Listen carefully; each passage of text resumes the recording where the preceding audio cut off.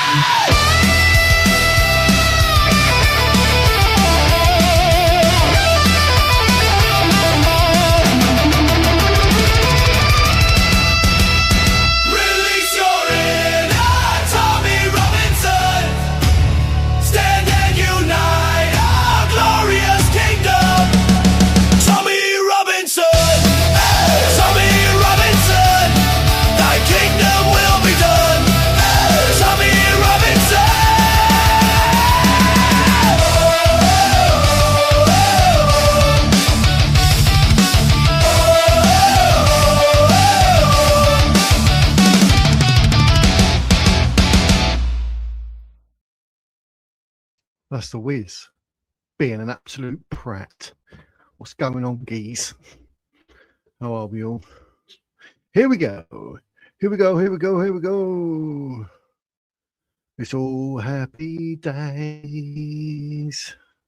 So it's better put the link in the chat because it's a call-in. Whatever you want to say. Oh, yeah.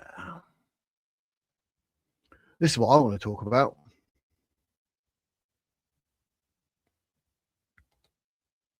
What's going on, mate? What's going on?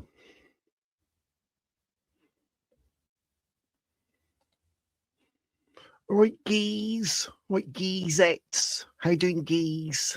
You right, geese? Here we go. Here we go. Here we go. Gumbos. Lecture docs in the house. Keep an eye out. Apparently some dodgy people, you know. What can you do? Remove. Whiz. Pat. Whiz. Pat. Pat. Whiz. Whiz. Whiz. Pat. Pat. Pat. Whiz. Whiz. Whiz. Pat. Pat. Whiz. Whiz. Pat. Pat. Whiz. Sorry about that, mate. I thought I'd have a little moment with your name.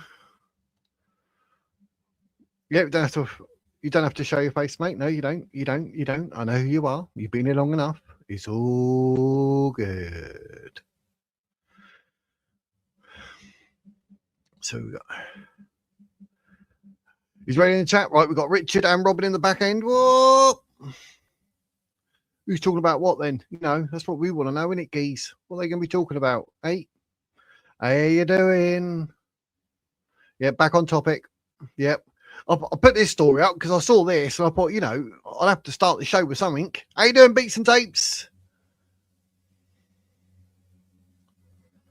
Yeah, no worries, mate. You'll be in the back end. I'll see you and I'll recognise the picture and that. It'll be good. But I saw this. I thought this is like, you know, a story worth starting with, isn't it? 16 years old, mate. 16 years old. Did you see the video I just uploaded? Did you see the video I just uploaded? Two little videos from X where they're talking about Aisha. Right, let's get Richard and Robin up on the screen. We Richard and Robin, we got the R and the R. So we're all going to give it R. So, Richard, this is your big entrance. Boom! Tonight, Matthew, I'm going to be Electrodoc. and then who else have we got? Note to say as yet. That's what my headline says. I thought Robin was going to take a little sip of his vape there. I was going to do the same for him. Also, how cool's that for timing? But he didn't blow it out. He did not blow it out. Come on, Robin. I actually thought it was an e-cig. And he's like, what you on about, mate? How you doing, Robin? You all right? Good evening, Hello, everybody. Robin. This time I'm using my laptop, so it should be a little bit, easier for Happy me. than my days. laptop. Good evening, everybody. Evening. That's all good. Oh, Nellie's in the house and Sharky's in the house. Oh, that's a bit fishy, isn't it? Being a shark, just saying.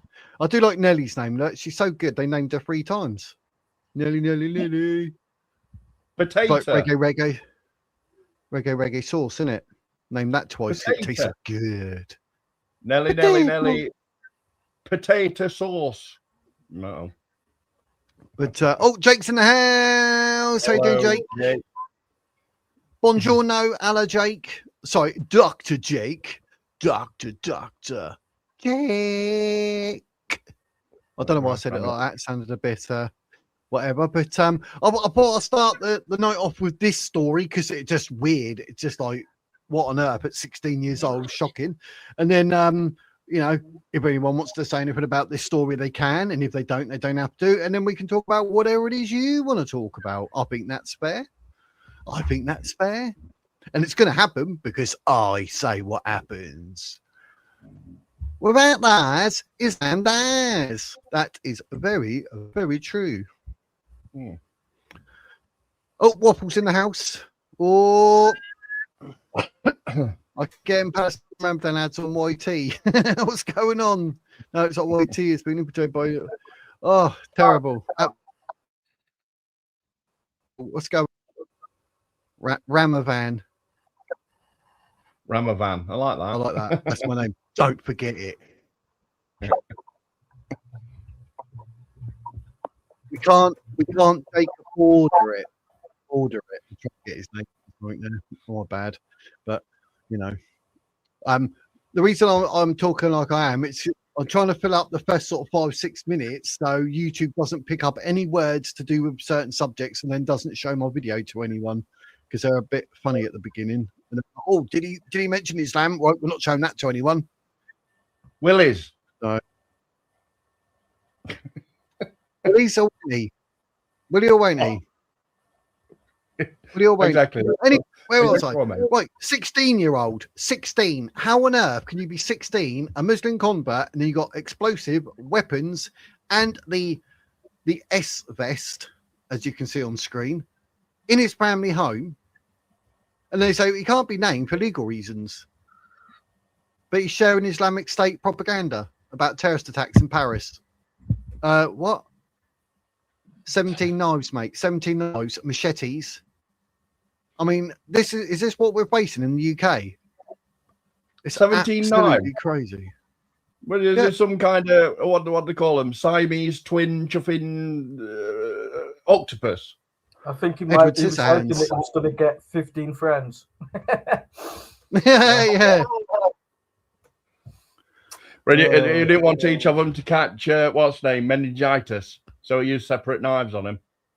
Oh, very. Is that you in the Very back end, considerate. Pat? You got a big P now. Your picture's gone from your babysitter, so I don't know if that's you in the back. It's I don't know, a purple P. Well, purple with a white P. P for purple. It says Pat the Milkman. I'm hoping it's you, mate. Don't mention big peas because I've had like 2 oranges today, so I'm holding one in. I'm holding one in. Don't start me out. He's coming up on screen. He's coming up on screen. I wanted to bring that to your attention. Let me get that off screen now so we can all be different sizes. Right, Pat's in the house as well. Hello, everybody. All right there, Pat. Can you hear me? Yep, we can hear you, mate. All right, nice. Never heard him before. How's it I going, know, fellas? it's weird, isn't it? Pat the voice man. Robin's got the chat over his face. I don't There mind. you go. It's good.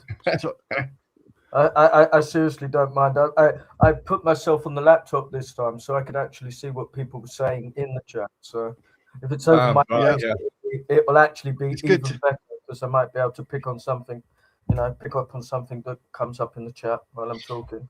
I It's can funny, move around. Could the last time when I was on and I watched it back, I saw that somebody who's in the chat beats and tapes, and we've known each other for yonks because there's another program that we watch on YouTube, which is really funny. And he was like, "Well, what's that all about? Where can I find that then?" Which is really, really funny because I've mentioned it in the other program, and nobody ever bothered to take any notice. But yeah, so that was kind of funny. So this time I can actually see what people are saying if they're in the chat. yeah, happy days. I don't know where Electrodoc went. Did he run away? Yeah, he said that he might need to have a pee because he's been drinking too much orange juice. Well, there you go. How are you today then, Pat? It's great to have you here and hear your voice, my man.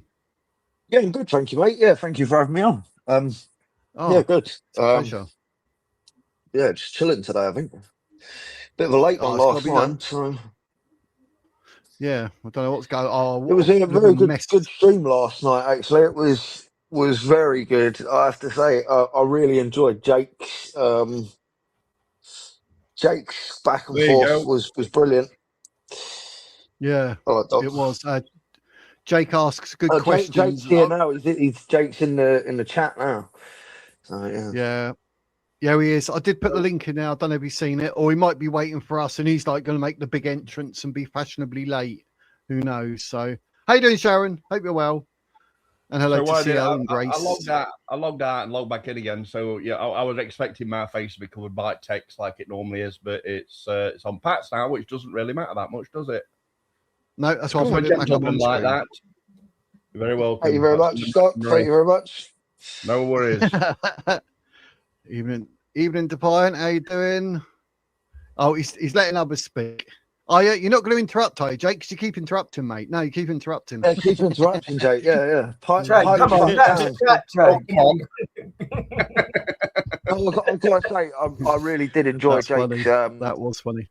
Jake last night going at him last night. He was pretty spot on. It's basically said everything I wanted to say. So, but I mean, yeah, he definitely said some.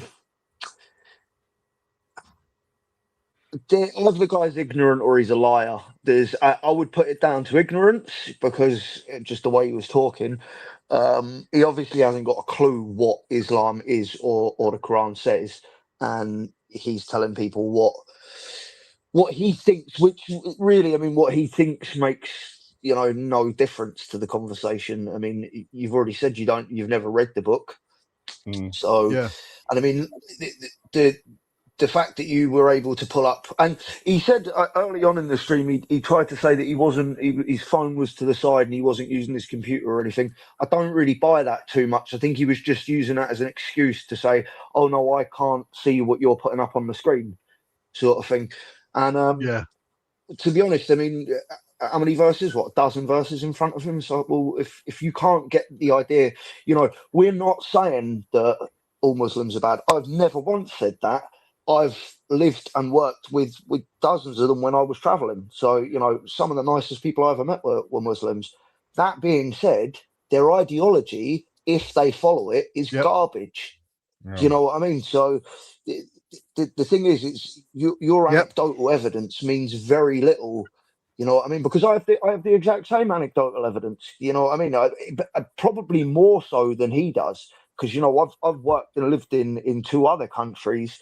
And, when I was in Thailand, most of the people that I was working with there were Muslims. So, I don't have a problem with Muslim people. I have a problem with Islam, and I have a problem with the people that follow Islam to the letter, or as close to the letter as they can even is bad enough. You know what I mean? But, that doesn't mean that they're all bad people, but by any means. Yeah, I'm exactly the same. I always say it's the religion. I'm not talking about Muslims. I'm talking about Islam. That's the difference. I know Muslims, nice as pie. A lot of them Yeah. are probably like Christians. You could say, "Oh, it says that in the Bible," and the Christian's like, "I didn't know that." Well, You the turn thing is, around. I mean, he was bringing up quotes from numbers and things like that, and I mean, the context is very sort of different. So, I mean, for a start, you know, the Old Testament is an old covenant with people back then. It wasn't. We're not bound by the Old Testament laws. So, and it's, you know, the context in which you're using these things, if you can read the entirety through the Bible. If you can find me a place where it says that you can marry a child, where you can take someone as a slave, where you can murder someone, where you can do any of these things, I will eat my hat. But you know, you just can't do it. Do you know what I mean? I mean, you can point out verses from the Old Testament that will say things along them lines to specific. I mean, I'm pretty sure the numbers it's been a while since I've read it properly. I'm pretty sure the numbers 1617 quote that he was talking about was directed at a specific group of people at a specific time that were using child sacrifice and things like that. Now it's like, Yeah, yeah, God has been I think harsh at times. is it the verse where it says to kill the men and the women that have been with a partner or something like that. Yeah, Let me have a look. it's along them lines. It's been a here long it is. time since I've read any of the Old Testament, to be quite honest. But you know, it's the thing is that there's a complete. I mean, you can point to that, which is fair enough, but it's irrelevant to Christianity today. It makes no. Yes. I mean, the easiest way to look at the Old Testament and these things. I mean, I've never once seen a Muslim be able to pull up in any chat a quote from the New Testament that says any of these things. It doesn't. It just doesn't. These things don't exist. What they will do is they'll pull out things from the Old Testament and say, "Look here, you know, like Jake's saying in the chat there, it's a false equivalence. It doesn't. The reason the Old Testament is there for Christians today in the Bible, the reason it is included is for the histories and the context. And because if you read the New Testament now and you don't know anything about the laws of the time or the people or the prophecies or any of that stuff, you find it quite difficult to see for it to make sense. For example, you know, you read the prophecies of Isaiah and stuff like that, and it makes it easier to understand the New Testament. That's why it's there. It's not there as a guide to live our lives. You know, Jesus came and told us, I'm doing away with the sacrifice. I'm doing away with these practices that do nothing. So, yeah, you know, you could make that argument, but it's like Jake says, it's a false argument. Whereas if you you know, if you look at the Islamic equivalent, it's definitely it states it, you know, 100%. And I mean, his claims that, oh well, no Muslims that I know are living like that. Well, that's fair enough, but that doesn't change the fact that it tells them to live like that. Now, he also made the claim that they're able to interpret it in any way they like. Well, that's not true either. That would make them a kafir. You know what I mean? That essentially is shirk, which is one of the only unforgivable sins in Islam, which is to ascribe something to God that he hasn't said or done himself. So them saying, oh well, you know, it's open to interpretation. Absolutely, it is not open to interpretation, because Islam and Christianity are not the same things.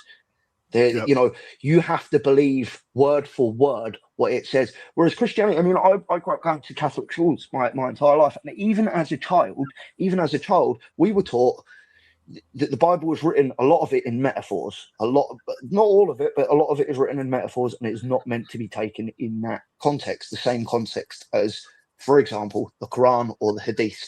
Now, the Hadith is completely different altogether. The Hadith, there is no interpretation at all. This is how Muhammad lived, and if Muhammad did it, you do it, or you should do it to be the best form of Muslim. Now, that includes marrying a 9-year-old, or marrying a 6-year-old and consummating with a 9-year-old. Yep. Agreed. Agreed. I've got it up on screen now, the numbers. I don't know if you can see, but I did put it up on screen so people can see it and they know what we're talking about. We don't hide from it. It is what it is. But like I say, we don't live from it. It's time and place. I'm not denying that, the God was, a harsh God, and he can be harsh at times, but that was the point of the New Testament, was to change that covenant with God. We were to do away with these practices. So, it's all well and good. I mean, this is the thing, and I've said this over and over to Muslims in chat. If you can give me a quote that says any of this stuff in the New Testament, which we are supposed to live by, then fine. I will concede you're right. But not once have they managed to do it. So, I mean, yep. You're sort of fighting a losing battle. The New Testament comes down to the 10 Commandments and the 7 deadly sins, and those are the main tenets of the rest of all allegorical. The rest of all allegorical stories. But even in the New Testament, there are a couple of dodgy. But you really have to look for them. It's not hard. I mean, it depends what you would class as dodgy. I mean, because people say, well, there's a verse I was reading yesterday in Matthew. I think it's in chapter 6. I can't remember, but it was about it's about basically about man divorcing women, and if you divorce a woman without without infidelity in the relationship, it makes the relationship null and void. And then the next person she sleeps with, it then makes her a sinner because she's now cheating. Well, I wouldn't really call that problematic. That's just a reality of life. If you marry someone and then you decide to divorce them because, oh, well, I don't like this person anymore, they haven't cheated on me, but I'm not really into it, I can find someone better. Well, that's not what you signed up for. So, I mean, if people in modern days could say things like that might be problematic, but it's like, well, these are the sort of things that have led us to the reason we're in the shit we're in today, because of people. I read earlier 180 something or 160 something judges, lords today voted to abortions up to the day of Doc, you were talking about this, Doc. I think you talked about this earlier. They're talking about allowing abortions up to the day of birth, and it's like, that is nothing but murder. I mean, there is no, at this point, there's no wiggle room around it for me. No. I mean, I'm not a fan of abortion anyway. I think abortion should be only used in very, very extreme cases, and at the moment it's being used as a form of contraception, which is disgusting. It's worse than that, Pat. Basically, the longer that you let the pregnancy go along, the more viable material that there will be. Yeah, exactly. Yeah. After you murder the baby, because as you know, it's become one of the most valuable things. The placentas, the stem cells, these have become valuable things in our society, and the people that are behind that are not good people. It's proven. And this is it. It becomes that, like you say, the longer it goes on, and the longer these people deal with this, like, they'll figure out even more sick ways of profiting from this stuff. And it's, are you talking about adrenochrome or something? No, things like that. Just the stem cells and the genetic information. But even organ harvesting to an extent, nobody's going to say it out loud. But most of these women are in severe distress. I mean, think about it honestly. If you're going to have an abortion a couple of weeks before you're going to give birth, you're really in a bad place. Your state of mind's not good, and I think that they're abusing these women. Because definitely, because basically, once the baby's gone and all of that, and they go back to their life, nobody ever asked the question of what happens to. And maybe we should start asking the question of what happens to, because we know, like I said, we know that there's a lot of people out there that would, if they could do even more dodgy science, they would. I mean, NASA just recently in a video said that they are looking into genetically manipulating babies so that they can survive in space longer.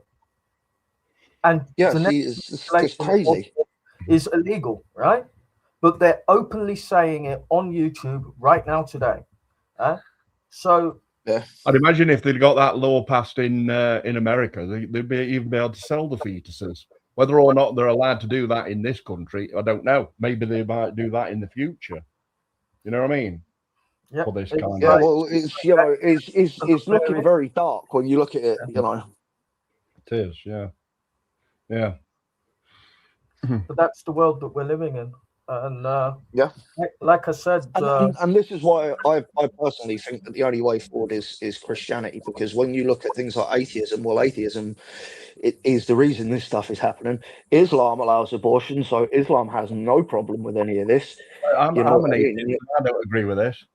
No, I know you don't. But again, this comes down to the fact of, like Chrissy was saying yesterday about Muslims. Well, he knows some great Muslims. Cool.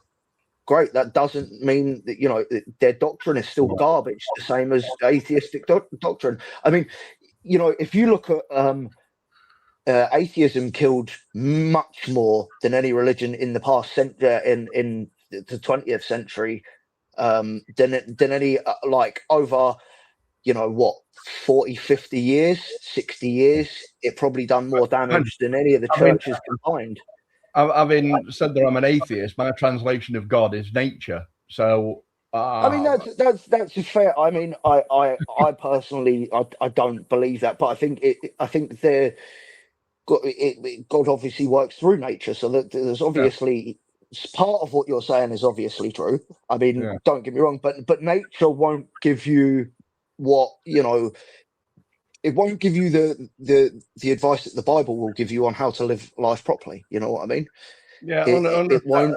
Yeah. I mean, if you follow nature to its fullest, what you end up with inevitably ends up with child sacrifice and pagan rituals, as it always does with animalism and things like that. I mean, just because you don't do it, and obviously, you know, Doc, you're a good person, so you're again, it comes down to, I know great Muslims the same as I know great atheists, and I know great Jews, and I know great Christians, and I know arseholes in all of them. So, do I think that Christianity or Christian values are the answer? Personally, I think Christianity is the answer, but, you know, in a perfect world, that would be the case.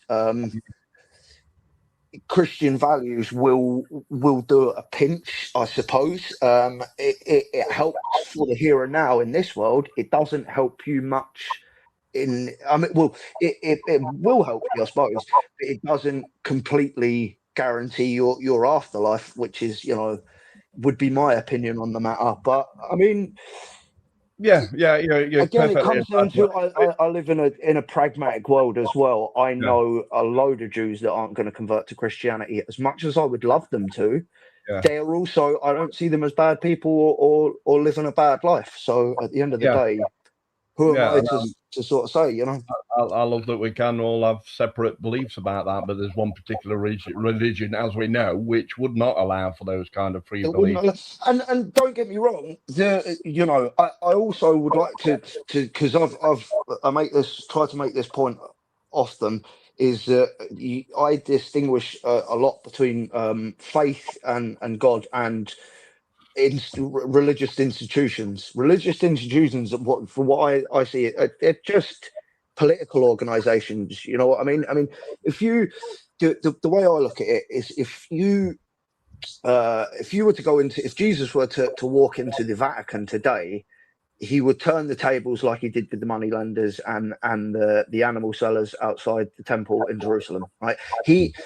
He's not going to walk into the Vatican and say, well, this is exactly what I had in plan. Do you know what I mean? He's going to say, no, you've gone and done exactly what I told you not to do. So at the end of the day, to say that, you know, the people do these things in the name of Christianity is one thing. Well, you know, find me, you know, the Catholic Church spent hundreds of years burning people at the stake for being suspected Jews. Well, and to be fair, I'd like to clarify that the Spanish Inquisition was the worst. The Inquisition itself as a whole wasn't as bad as people think it was. The Spaniards were very brutal when it come to it. So the Inquisition as a whole is a very complex subject. But the thing is, you know, people say, oh, well, they did that in the name of Christianity. No, they didn't. Find me in the Bible where it tells you to tie someone to a post and burn them to death. You know, that's, you know. Well, actually, especially in the New Testament, one of the main beautiful parts of the stories is that you can nail somebody to a piece of wood and leave them hanging there until they die. So, that was a thing, but they all agreed. But hold on. So what you're saying is, are you saying that Christianity advocates for crucifying people? No, Christianity doesn't, but that was the world that they lived in. If you see what I mean. But that was the world that they lived in, because you know the early followers of Christ weren't Christian. There was no such thing as Christianity at that point. You know what I mean? But we've had Christianity we've had Christianity for 2,000 years since then, and the world's still a terrible place. And I'm not entirely convinced. I mean, if everybody decided to become a Christian tomorrow, we couldn't fight over religion anymore. But I think we could even find a way, if the whole world was Christian, to fight amongst each other. Have you ever read the New Testament at all? Like because the thing is, it says he didn't come here to unite. So at the end of the day, the ones that aren't going to come to God aren't going to come to God. That's just the way it is. That's how we were given free will for a choice. That's the whole point of having free will. Now, if you know, this is the point now as much as it was back then. You know, Jesus's disciples wanted to do anything they could to stop him being nailed to the cross, and he said, no, this is what is meant to happen. These people aren't going to get it, but future generations will. And that was the whole point. I mean, if you look at how quickly Christianity spread, it's pretty miraculous. You know what I mean? It spread very quickly in a very hostile region too. Way more miraculous than that, because it started later and spread quicker. So it didn't spread in the same way. The two ways it spread were very different. Early Christianity did not spread by the sword at all.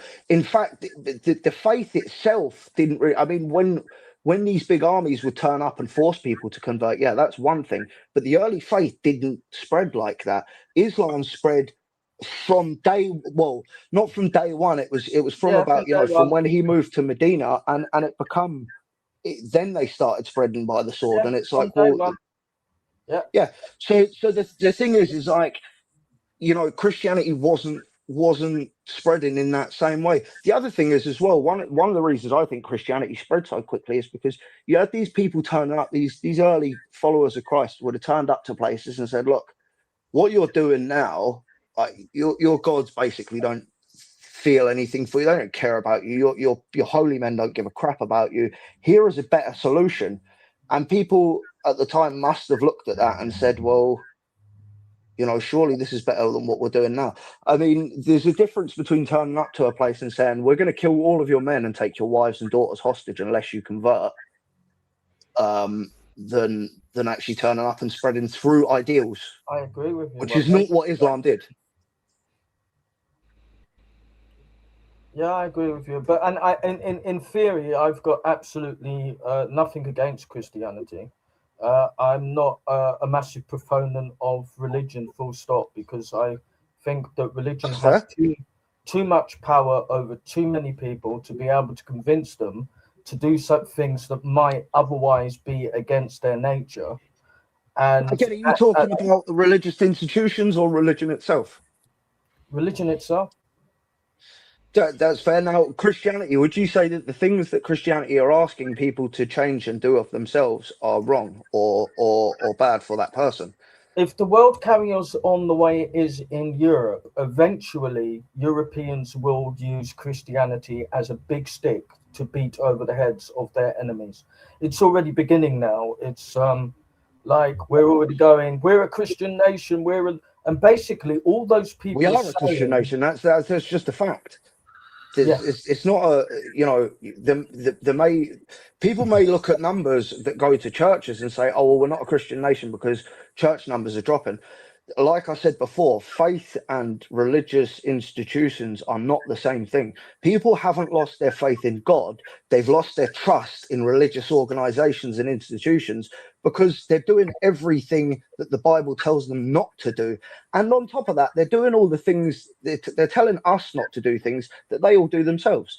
So again, you know, I see what you mean, but institutions and people's faith are two different things. Like, I don't see people, the reason I see Bible sales at an all-time high, well, year after year at highs in Europe at the moment, is because people are looking around and going, there's atheism, there's Islam, and the only solution that seems to be taking people's attention right now is Christianity. Also, you know, right, like, it's the same reason the right-wing nationalism is spreading, because what else is there?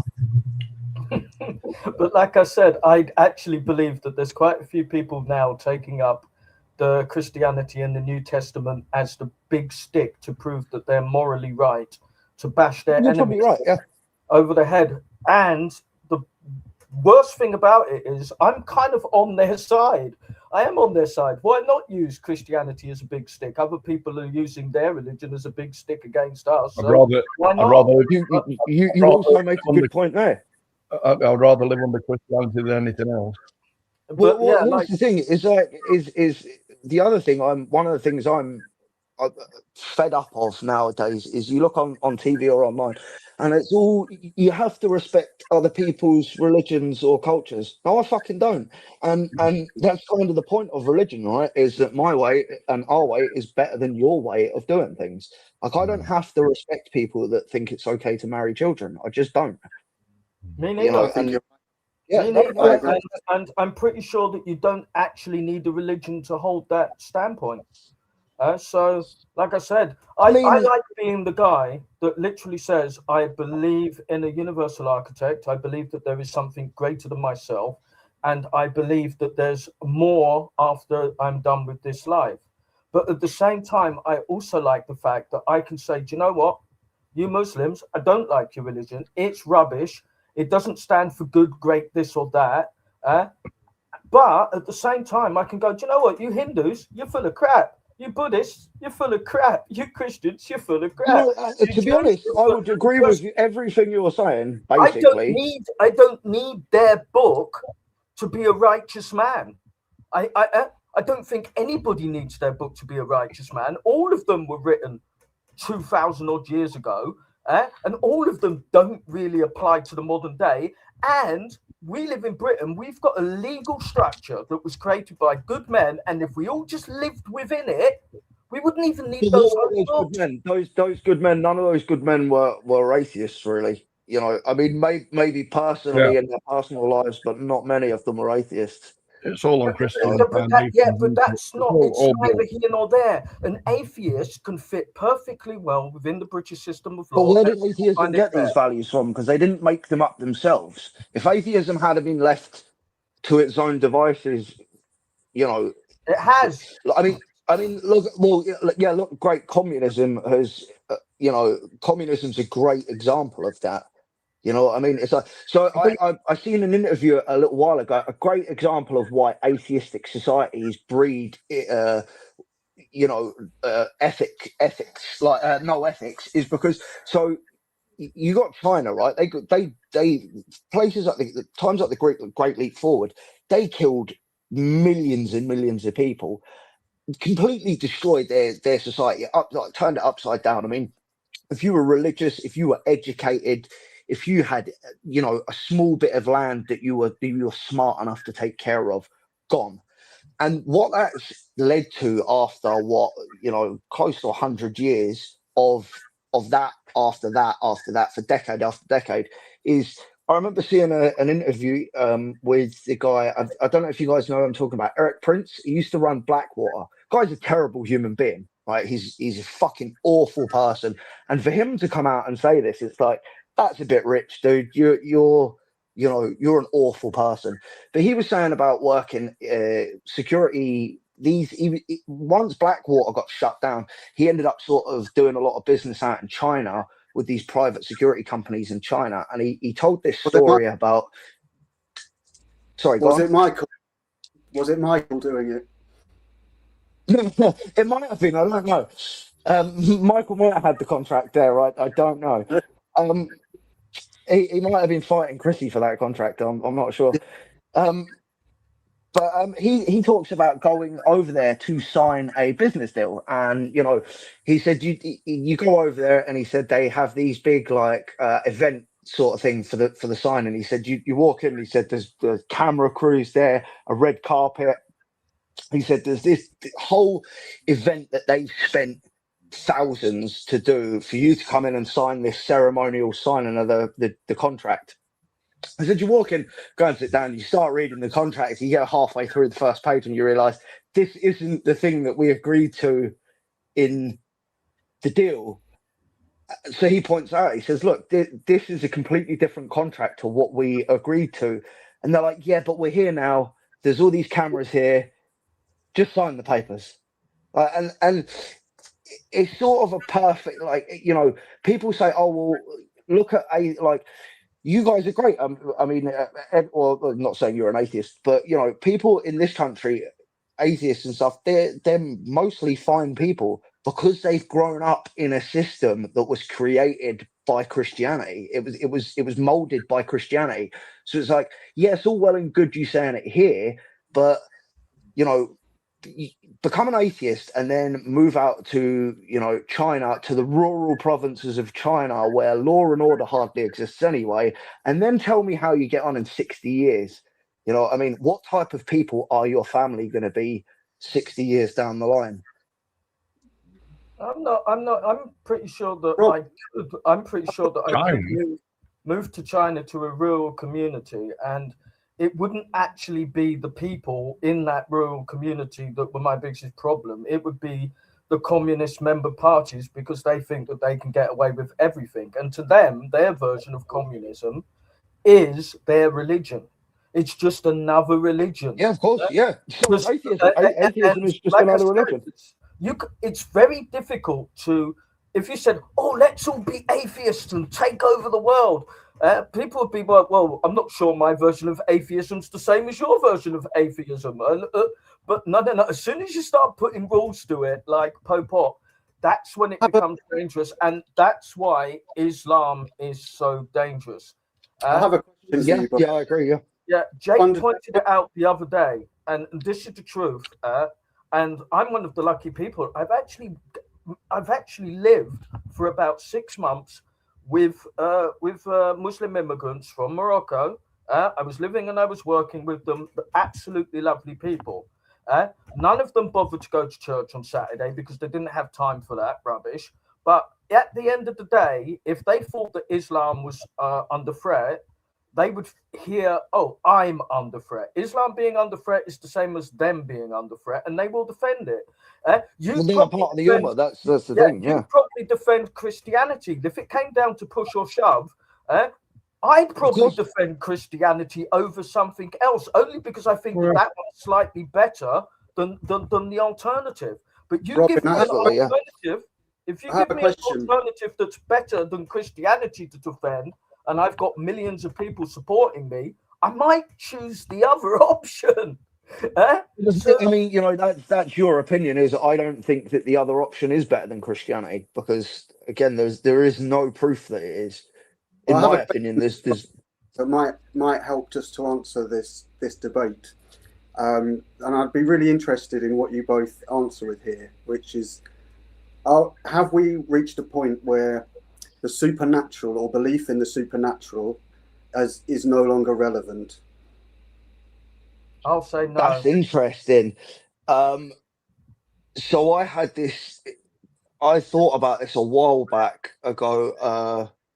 So Robin, you answer first, because it's a complicated one. That no, the supernatural is a part of all of our daily lives. We cannot escape it. We're surrounded by it. whether you call it the universe, looking at the stars, trying to work out if there's life on another planet, blah blah. All of that falls into the realm of supernatural. Even if you've got a family tradition that you've got one of those, oh, you can't put this on the table or you can't do this. All of those things are supernatural, and they form part of the human being. And so we can't actually get rid of it. So no, I wouldn't always I wouldn't walk underneath a ladder, put it that way. That's all. That's is it part of I agree with. Would you say, Robin? Because if we, by what you were just saying, that fits in very much with a lot of local folk traditions that we have here that people still operate. I mean, it means that, don't forget, there were still witches here up until the 1950s. So, Jake lives out by the fucking Wicker Man. Yeah, it is. I don't know whether you guys consider it, but I wear the Wiccan cross here. Not because I believe in Wiccan or anything, but because my godmother gave it to me before she passed. Yeah. Yes, he does. That's it. She loved that stuff, and it's a little keepsake and a memory. So I wear the Wiccan. I don't see that as you wearing something for a pagan reason, though. I see that as you wearing something out of love for a family member that died. That's it. That's a completely different. You know, I wear St. Christopher's medal, and the religious aspect of it means, you know, it means a deal to me, I suppose. But the reason I wear it is because my mother gave it to me before I went traveling. You know what I mean? So that is the aspect of it. Both of them have a supernatural connotation. This of course, the connection for neighbor. It's got the 5 points of the star, you know, one for the earth, one for the wind, one for the water, one for the thing, and the last one for the spirit. The St. Christopher's cross is the guy that held up the weight of the world, and it's all of them have a supernatural connotation. There's nothing wrong with the supernatural, but there is something wrong with a book that literally tells you that you should go around ruining other people's lives because of their supernatural beliefs. Pat, I've got a different question for you. They were really good there, thank you. Because I think, obviously, we know what your answer will be. So I'm going to slightly change it for you. Just, I'm really interested in what you've got to say. I don't think you will know what my answer was going to be. Let's circle back. I don't mean I know. I'm not Chrissy, obviously. I can't see into the future and read people's minds like that. But no, just from what you were saying, I've got an idea of where your beliefs are. And so what I wondered is if you can you explain to us why you think that why God is relevant to us today in a world where we've got this wonderful AI and all of this technology, and we've got all of this wonderful. He's more relevant now with stuff like that. Yeah, why do you think that is, Pat? I know it's a hard question. I find it very hard to I can answer it. Explain this one, but I mean, it would be so for the same reason 2,000 years ago that Jesus came and said all this ritualistic bullshit that you're doing isn't getting you anywhere. It's all just for show. And what really matters is the content of your character and how you live and what you do and what you say. A lot today, a lot of the shit you're seeing today. A good example: AI being driven at the moment by propaganda. It's all propaganda of one form or another, right? Lying doesn't get you anywhere, right? Like at the end of the day. If you say me and you have a debate right now, right, about whatever the fuck it is, and you win the debate, but you win it by you don't believe what you're saying, but you're just a better debater than me. You've out debated me and you win the debate. Well, have you really won?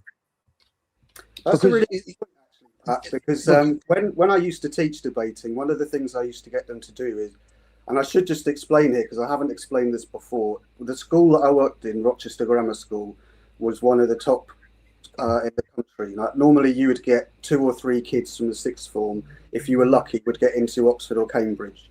One class I had 4 in the same class. That's how good they were. But what I used to get them to do at the top level is instead of arguing for something, I would get them to argue against it, and they had to go against their own principles. Because of what you just said, Pat, it's a debating isn't about your beliefs. It's about the way that you present Finding the truth. skill. But you're saying that for you, a debate should be about your truth. Is that right? Definitely. For me, it's the whole of trying to find the truth at whatever cost. So, like, the whole point of doing a debate would be, I mean, obviously, like we were talking earlier about wanting to debate Chrissy on, violence in Islam or something along those lines. It's like, because I believe in them principles, I know that I could defend or attack his positions on them. Yeah. Because I've spent the last 3 years looking at Islam, so I feel confident that I know the truth about it, if you know what I mean. But for me, I mean, winning an argument, it doesn't mean shit to me. You know what I mean? What's the point of winning an argument if what you're winning is a lie? You know what I mean? It just makes no sense. I mean, Chrissy last night wasn't even trying to do that. Like, at the end of the day, what he was doing was just going, well, I haven't looked at what Islam says, but I know Muslims that don't follow it, so therefore I don't believe what you're saying. Well, that's not how this works. No, and you quite rightly pointed out earlier on that what he was doing, he was using anecdotal evidence, and that isn't sufficient. When you're arguing a debate, you need to have something a bit more sufficient than, well, this is how I experience it, so it must be true.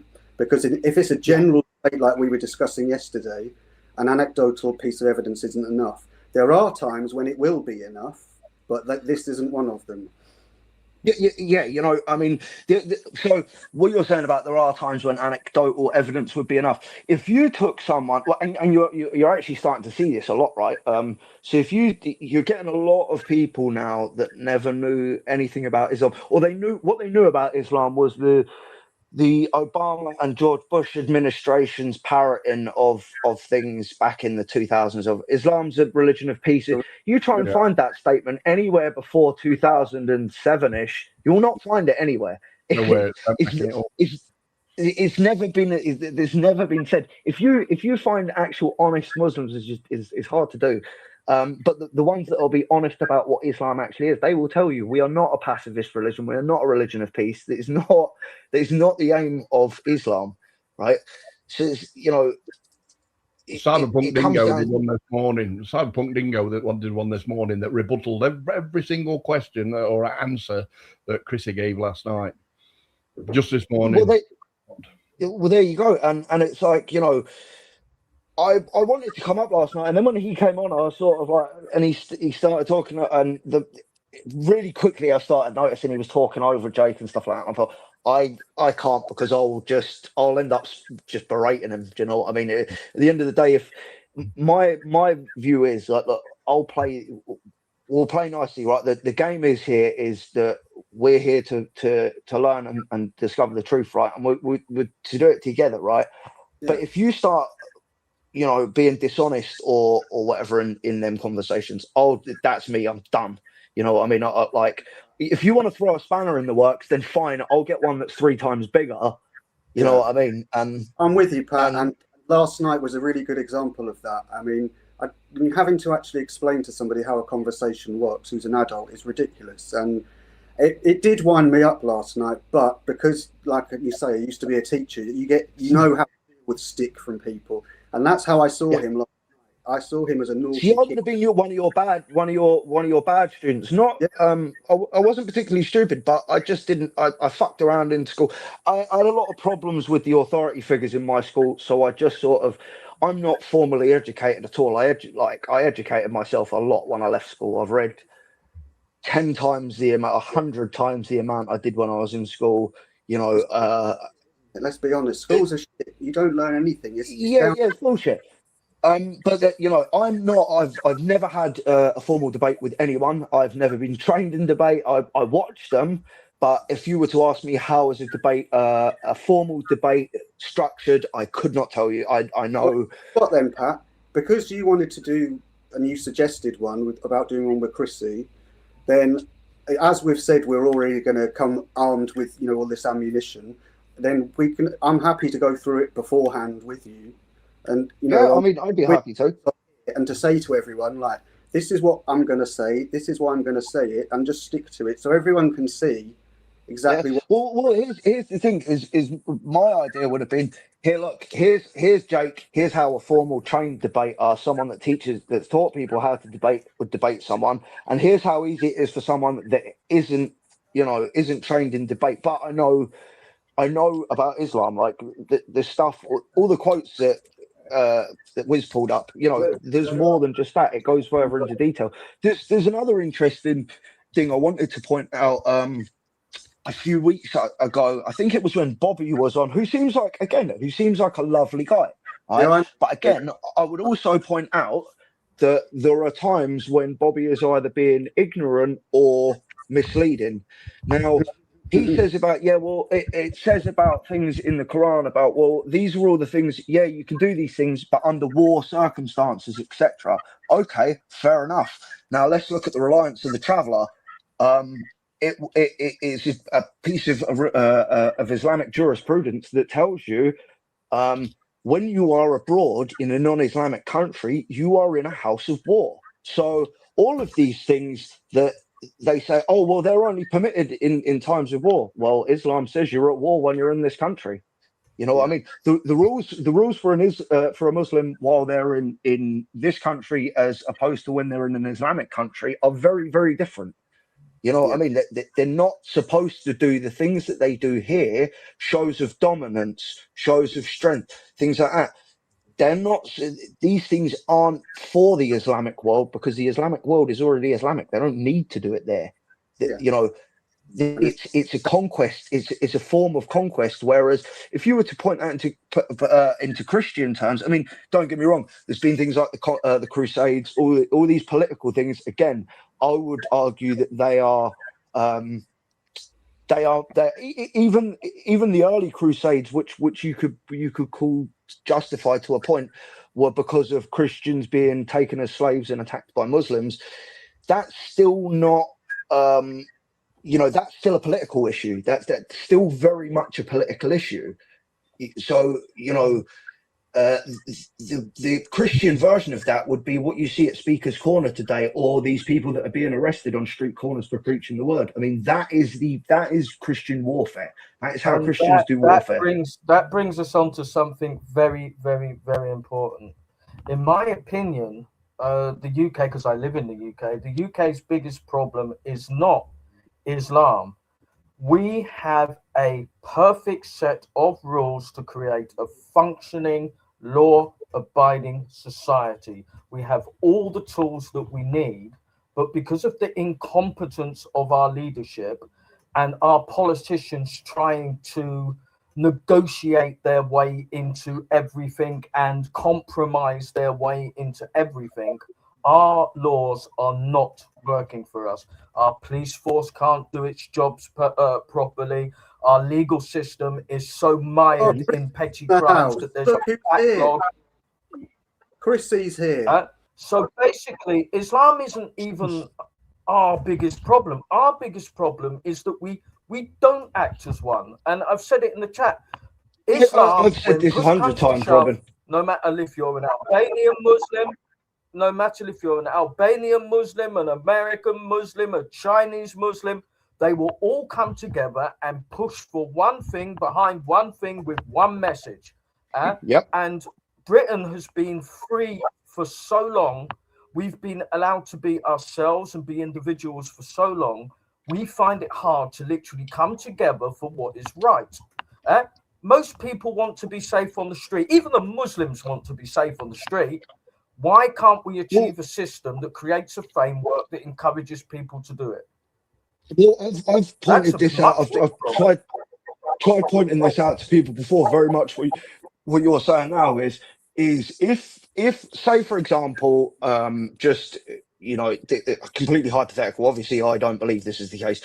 If tomorrow Rupert Lowe was to win an election, if there was an election tomorrow and he was the head of the UK government, and he had a full government, and he had a full strong cabinet and stuff like that, and they managed to kick out every illegal not just illegal, but every person that shouldn't be here, that's here legally for whatever reasons. If you don't fit our culture, if you're here, you know, you're here legally, but you're just not a part.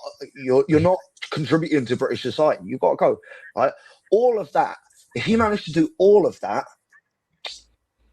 we would still be fucked as a country afterwards. At the end of the day, you've got to. It comes down to. You've got to teach it. I don't know if you guys have ever seen. There's an interview with a guy called Yuri Bezmenov. He was an ex-KGB agent, and there was an interview with him back in the 80s, and he sits there and he talks about basically the Russian active measures programs that the KGB were doing, and basically he pointed out the structures of, look, the KGB doesn't spend their money on all these James Bond type shit doing, you know, spy operations. They don't. They spend. I think it was between 15 and 20% of the KGB's annual budget went on operations, as in what we would define as operations, right? 80% of it went on active measures, which was disinformation programs. So, you know, the thing about the CIA inventing AIDS. Well, he was the guy that wrote that article for a small newspaper in Delhi. He was working on assignment for the KGB. His cover was as a journalist, and he wrote that article saying the CIA are the ones that have created AIDS. Well, 6 months later, that had spread from a small New Delhi newspaper to the entire world, right? And he mapped out basically, it took us since the 60s. They started this stuff in the 60s, right? With the left-wing professors and so forth in Western world, starting with France, moving on to England, America, all these sort of places. But it started in France. And these guys, he said, it took us 30, 40 years, but we will eventually get to the point where they will then teach an entire generation of not academics. These are your everyday people. Now, he done that interview in the 80s, and if you watch it today, what you're seeing is the fruitions of them plans working now. So the Soviets, their game outlasted them, right? They fell, they crumbled, but their game still, you know, their plan still, we're seeing the effects of it now. We have to do the exact same thing, but in reverse, as like a sort of counterintelligence measure. It's going to take you 30 years to even start. You've got to get rid of all the teachers, then you've got to retrain them, you know. And you know, if you were to do it in a subverted, if you were to do it in a quiet way like the Russians did it, yes, it could take you 30 years. If you got someone radical in power, you could probably do it in a third of that time, right? But what's going to need to happen is someone's going to have to come in and they're going to have to go, okay, for example, Peter Hitchens has this idea. We need to scrap the Metropolitan Police. What you need to do is hire and train an entirely new force and scrap everyone that's in the Metropolitan Police. You've lost your jobs. If you want to reapply under the new system, and if you fit the new criteria, fine, you can have a job with us, right? But that needs to go for the police, needs to go for the teaching, the whole of academia, really. It has to go through politics. It has to go through every... Pat, let me just step in then. Not all of academia, thank you very much. Can I also step in, Pat? I think what you're saying is to actually rebuild the British system from the ground up would take a very long time. But what if we could create parallel systems with small groups of people, up to 5,000 people, and all agree on a new set of rules and rebuild our systems locally? How would that sound to you? I think that too much change. That would work in certain. I mean, it depends how you would like. Obviously, would come in saying things like that. I mean, it would all come down to sitting down and fight, like drawing out the ins and outs of, well, what are you going to base these things on? I did that. Day, as a Christian in a Christian country, I'm obviously going to say, well, we need to keep our. For example, we need to get rid of a lot of this stuff. Not so much get rid of what. So a good example, the ECHR. We need to fuck the ECHR off, and we Yeah. need to write up our own system. We don't need. People are saying, "Oh well, if you get rid of it, then no one has human rights." Well, that doesn't need to be the case. I That agree. can be the case if you let it be the I case. agree. But there is one massive problem that occurred to me this afternoon that really is a massive problem, which is in order for all of these things to happen, that would mean that Rupert Lowe, who looks like the best bet at the moment in terms of what people seem to want, he needs to get 326 seats to win the general election outright. And at the moment, he doesn't have any, and he's got 3 years to do it. And looking at history, the only times there have been massive surges before there was one with the Labour Party about 100 years ago, and then there was another one with UKIP when they were under Farage, and they managed to get, I think they got something like 4 million votes, and it only worked out at about a handful of seats. So Oliver Cromwell managed to get a good surge of people though to do something different. He did have an army behind him though, didn't he? Yeah, but I mean, his army, you can do whatever you want, really, can't you? So his army was the first proper British army, and it was made up of all of the plebs. So Britain can mobilise. Did you happen to read the message that I sent? Did you happen to read the message that I sent you, Jake? It can happen. All I'm saying is that in order to get to a point where those sort of things could be enacted, you've got to get the right people in power to start with. And at the moment, because Restore don't have enough of a backing and they don't have the team at the moment as they've only just started, you'd have to say the most likely people you would want to get in would be Reform, and that you would hope that Restore would go into a coalition. And that isn't what people want to hear. People want to hear... No. At the moment, people want to hear that Restore is going to get into power because they finally think that somebody's going to take their concerns seriously. Yeah, and I agree with that. I also think that most people think that Restore might be going a bit too far, but what damage can they do in the first 5 years? And once they actually are in power, we can start to rein them in a little bit, if you see what I mean. Like, what I say, Robin, is I say, yes, I agree, but I think that Restore's presence and popularity are much greater online than they are in the flesh. And yes. At the moment. Yeah. No, I'm not saying that he can't do it, and I'm not saying that I don't want him to do it. I'm saying if we look at history, there hasn't been anything like it before. But of course, unprecedented things do happen in times of crisis. Yeah. We are in a time of crisis. We are at a point where we are a footstep away from it kicking off in our major cities. So I'm not saying it can't happen, but it's going to happen really, really quickly. And I think Pat was right in what he said about it taking time. The only thing I would say is I think 30 years is probably the quickest you could do it. I think it's more like 100 years to do it because once you've replaced, just hang on. 100 years sounds like a lot. One sec. And then I've finished. Sorry, I know you're not Chrissy. I'm joking. But it was just... once you've replaced everybody, your immediate thing, you then need the next generation to come in and fill those spaces. And then it's the next generation after that start fulfilling the plan, which is the point we're at now with the current plan, which is why it's at its end cycle. But it's taken 100 years, essentially, to get to that point. And I think it will take the same again, unless there is a way to fast track it and you can do it in, say, one generation. But be honest, though, if you cause that much change to government... It all sounds great, but if you actually think about how much trouble that would cause, rapid change immediately might not necessarily be the benefit that we think it would be. I think you're much better off playing a long game here, which isn't what people want to hear, I know. It's not what people want to hear, but also there is going to be an extent of, I mean, Rupert Lowe himself has said, what's coming isn't going to be fun. For many people, and I think he also knows, right, that it might not do a whole load of great if he were to get in. And I mean, at the moment, like you said, but just because of the time frames, like I will also say to people, I will urge people to look at voting tactically for the time being, right? Yeah. If in your local elections, especially, you need to vote tactically in your local elections. But when it comes to the general election, we're going to have to all see, you know, and see what happens closer to the time. But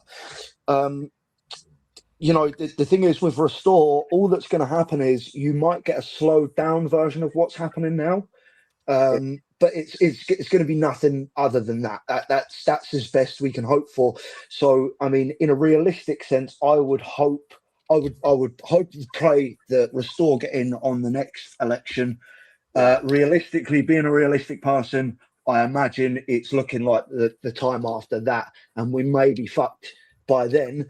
But there's also the thing of, you know, never give up hope as well. You know, I mean, the second you start giving up hope and people saying, oh, well, England's finished, you know, I mean, are we really finished? Because I don't care what anyone says. Go and look at what's happening in France, Belgium, and even Germany, right?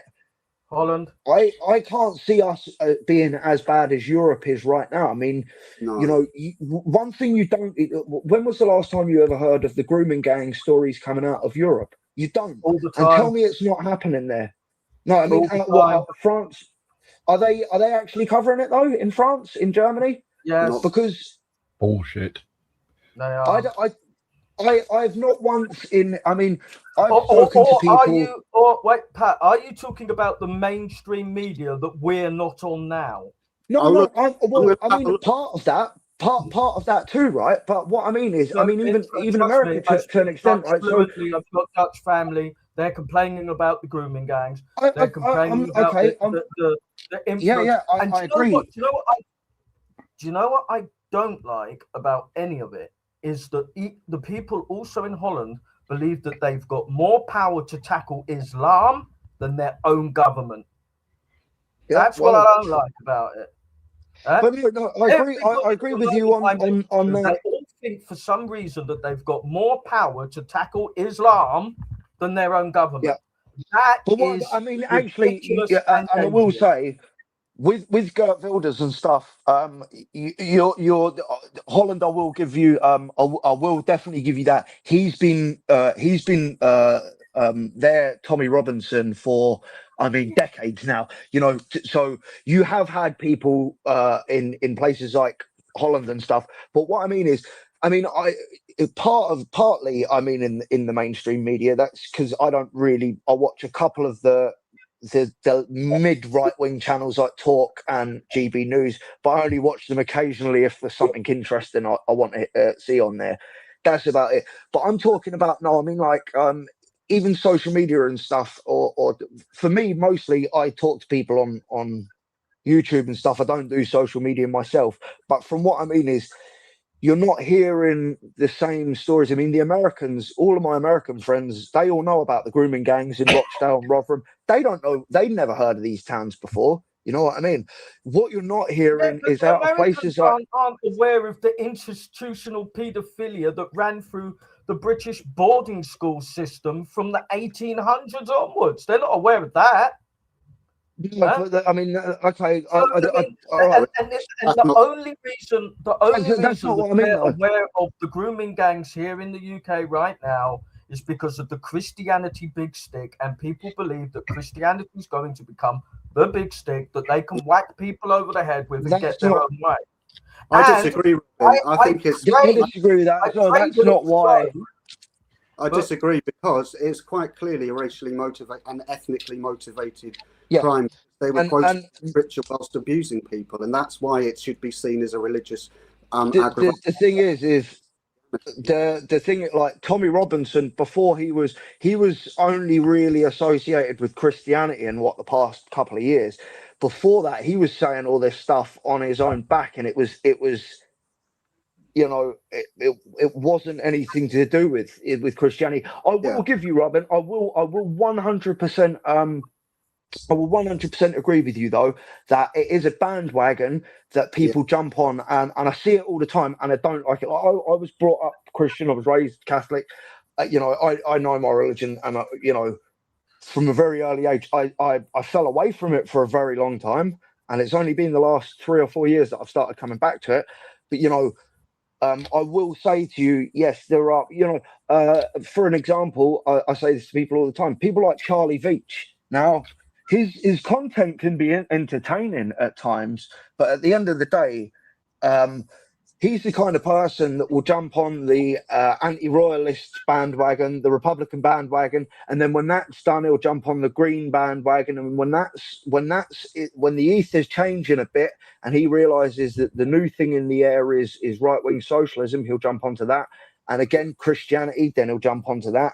So yeah, I do 100% agree with you that that is the case, but that is also separate too. I mean, I will point this out as well, that a lot of them people that are claiming Christianity and all that, they'll do it as I know a guy that says that he even admits to it. He's like, I'm not a Christian, but I claim to be to people just to sort of bolster the numbers kind of thing. And I'm like, well, that's not really the point, is it? But I would say the proof would be Bible sales are all-time highs year after year, and that's still the case. It's a #1 bestseller at the minute. So the fact that people are picking it up themselves and wanting to read the Bible themselves and not go to a church is. I have a question. First, though, I just wanted to say, Robin, where I would agree with you is that I don't like seeing what I would call muscular Christianity, which we are starting to see. You are right that it's being weaponized. And I think a good example of that you can see is Nick Tenconi does that quite obviously. But Pat, what I wanted to ask you is, you said then that you were brought up Catholic, but that you sort of drifted away and you came back to it about 3 or 4 years ago. And I just wondered, what was it that brought you back? What was it that attracted you back to? Not the Catholic Church specifically. Quite a few things. One of my best mates was murdered. And not just murdered, he was disappeared, and they found his body, a 1.5 years later. That's horrible. That really fucked me up. Yeah. That I was in a very, very bad way for a very, very long time after that. Hear that, man. No, you're good. And then, it wasn't that I was never an atheist. I'll say that. I've never been an atheist. I was a lot of the time, I was always interested in different religions, all types of spirituality type shit. But I was never anything other than sort of a Christian, and then a lukewarm Christian for a long time. Yeah. And it was partly the death of my mate, and then also coming to realize that a lot of the ways that I was living, and not just me, but just realizing I don't see a viable end with atheism, or I don't see a viable end with Islam or Judaism or Hinduism or Sikhism, anything like that. Again, not to say that there aren't great people among those. Completely. I don't see a viable end through any of those religions either. Societies are built on well-functioning systems. Yeah, they're not built on religions. And if that's the thing. If you read the Bible, that is part of the thing. Is the render unto Caesar that which is Caesar's. Well, I'm not here to destroy the Roman army, and I'm not here to build your roads or build your aqueducts and things like that. They are things that we have to do ourselves. What the point is how you should be spiritually as well. Like you said, you are 100% spot on. What runs a good society is infrastructure and systems. I mean, it's not just them, obviously. I mean, you could have great look at places like Soviet Russia. They had to an extent, not all of Russia, but in a lot of places like Moscow and stuff, they had great infrastructure. They were terrible. It was a terrible time. You know what I mean? So infrastructure is not the be all and end all. I mean, if you don't you have to have some form of morality backing it up. Exactly. Yeah. I think morality come from no, but it's easier. It's easier exactly, to be Jake, moral. Where does it come from? Sorry, go on. Where does morality come from? From a lot of things, from family, from experience. You don't know how horrible it is to get punched in the face until you've been punched in the face. They can I've been punched in the face many a time, trust me. It's good for you. Have you seen Man Who's? It is. It's good for you. It teaches My you something. job, My I'm nose. my way out. Yeah, I mean, you can tell a kid so many times, look, do not play with the candle, it will burn you. And until they get burned, they can't really. So basically, morality comes from your experiences around the people around you, their moral framework, blah. But if you don't have the structure to be relaxed and open enough to get a good moral foundation, that will never come. Because if you're constantly hungry, most of your time's going to be spent thinking about where you're going to get your next meal. And if you need to get that next meal by stealing it, you will. So so it's a combination of both: a strong moral background, which I believe the UK used to have, even as near as in the 70s, we had a good, strong moral background. 90s. But we also had a way more stable infrastructure. And I think that if we can bring those two things back, we've got a chance. And I don't want to wait for Rupert Lowe. I don't want to wait for any human being. I think that we have the tools right now and the technology to start bringing back moral structures and rules that actually work for us. Okay. And we can Question start for you then. tomorrow. What do we do with all of the new arrivals who are here, who didn't know that land and didn't live that? Send them to Kazakhstan. We should open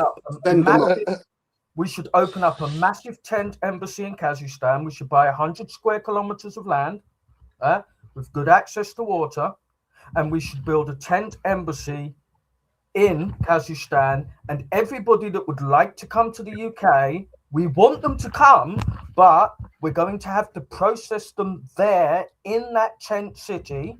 And it could take up to 2, maybe 3 years. But, you know, we've got a decade. 2 decades. I heard it was at least 2 decades. But who's going to move them? Who's going to move them to Kazakhstan? Who's going to do that? Well, you, Doc, you see, we've got you a minivan, and You see, this is where I need Rupert Lowe to come in, right? Because I've got a policy to help us British people sort our own rubbish out. Yeah, create fair rules, create jobs, create work. Stop the government dead in its tracks with its new digital IDs. Actually, create a system that we can use the internet fairly, protect our children. Blah blah blah. 150 pages. I sent Jake some information I was working on. What I can't do yet is get the people that want to become part of our great nation to go and spend some time in Kazakhstan, which is why I need Rupert Lowe. I don't agree with Rupert Lowe's politics. He says stuff that's really scary all the time. Well, then you should be in Advance UK then. The people get to vote for what. But at the moment, who knows who's going to come out of it in the end of 3 years. I mean, who advance Rupert Lowe? I don't care, as long as they've got the aeroplanes waiting to send back the most deserving people, and we can start building the tent city in Kazakhstan. I don't care which party does it. I'm more. I mean, look. If Advance had the support Restore had, numbers wise, I would vote Advance, because tactically, you know, we need to save the country. That's the most. Yeah, it's the most important thing. But, you know, at the same time, my belief is, if you're not born in this country to both British parents, then you know, it should be like America. You know, unless, say for example, your parents are off on a diplomatic, you're in a different country and you're born. Fair enough, that you should have every right that the rest of us do, because you were only there in a, you know. But my problem is with Ben is, as a person, I think in the past few weeks that a lot of the way Ben's acted, I've lost a lot of respect for the guy. Yeah, I completely agree, and that's why we got Nick Buckley on the channel, you see, and then found out whether or not he'd be interested in being a leader. He was all right. I didn't have a problem with swapping them back. I mean, I have a few problems with. I can't remember exactly. There was And a then- few things that he said that rubbed me up the wrong way about that he wasn't for mass deportations because it's not viable. But then he also said, well, we should be deporting legal people that are here insulting our country or whatever, which I agree with. But, you know, how does he not agree with mass deportations, yet he agrees with his form of mass deportations? Because let's face it, right? If what he said was okay, where right, we're going to deport all the people that are here legally as well as illegally, but the ones that are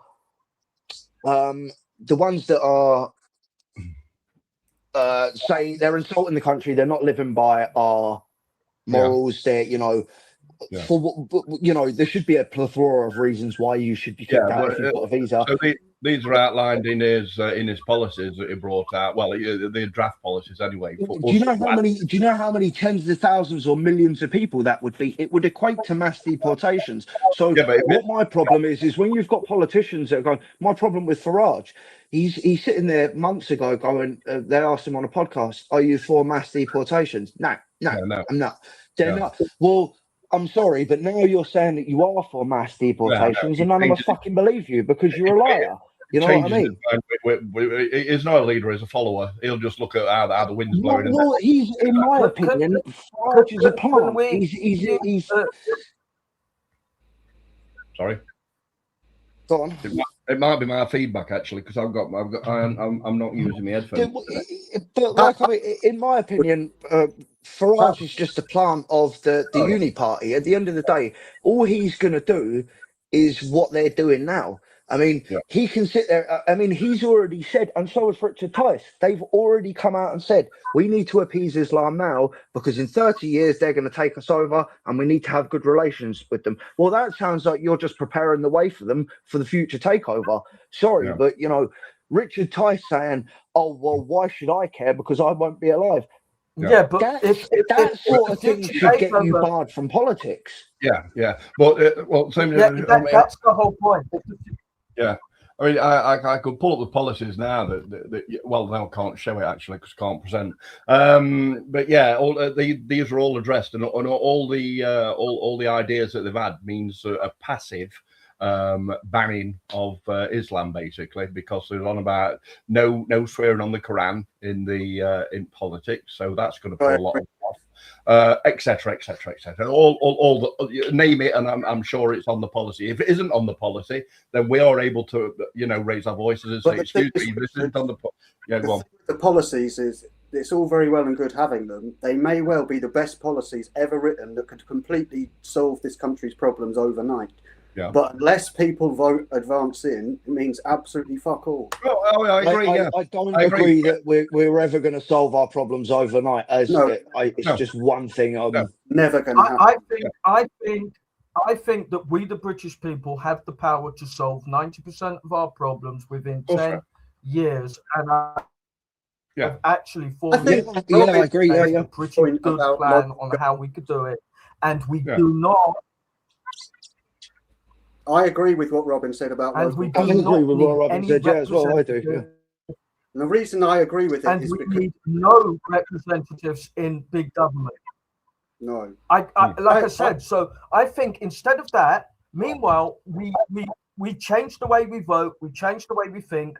I'm not even for deporting people, but what I do believe is that we should buy a massive chunk of land in Kazakhstan, and there are quite a few people that should need to go there for reassessment, so that we can reassess their claim, get our stuff ready, this, that, and the other. And if it happens to take 7-10 years before they're reassessed, who knows? Maybe they'll find something better than the reassessment camp, and I'm happy for them. Yeah. I don't mind feeding them. I don't mind, as long as they're in Kazakhstan. I don't mind feeding them, looking after them. I think your point is good. Is that if we focus at local level, what you can then do is focus on the real problems. So, for example, I've said many times, I live in a very, very rural area. Problems my community has are not the same problems that Richard's community has, or Robin's has, or Pat's have. They're all going to be completely different. And one of the things that a local council should be able to do is to say how many migrants they want in, where they get put. And I don't know why local councils don't have that now, unless they do. I just don't know. Well, I think Nigel also Farage is trying to like do that, that. and he's trying to reject them in his constituency, which is a good tactic. Yeah. I would also like to see, and again, I like want said, an I've got a English plan. passport. It is An English passport would solve many of the problems we're having at the moment about ethnicity and ancestry. And the reason that I Yeah, was well, putting it in is because if you had it as a provisional, so it took 10 years, for example, to get a British passport as a citizen. In those 10 years, you have to have shown that you've contributed. You have to show that you have been a good citizen and that you've been employed and that you've saved money. And if you've done all those things, then you can get British citizenship at the end of it. If you don't, you can fuck off. And I think that the I agree. British I also think I agree.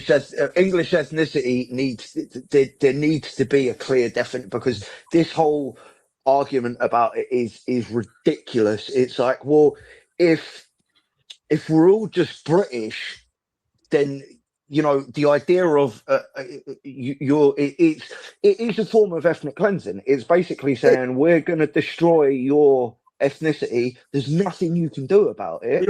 And I look at Richard and I can see straight away he's part of my ethnicity. I don't need to. Doesn't matter where he's from in England. I look at him and I can say, yeah, he's one of mine. I can look at Robin. But here's the thing, right? As well. It needs to be clearer defined.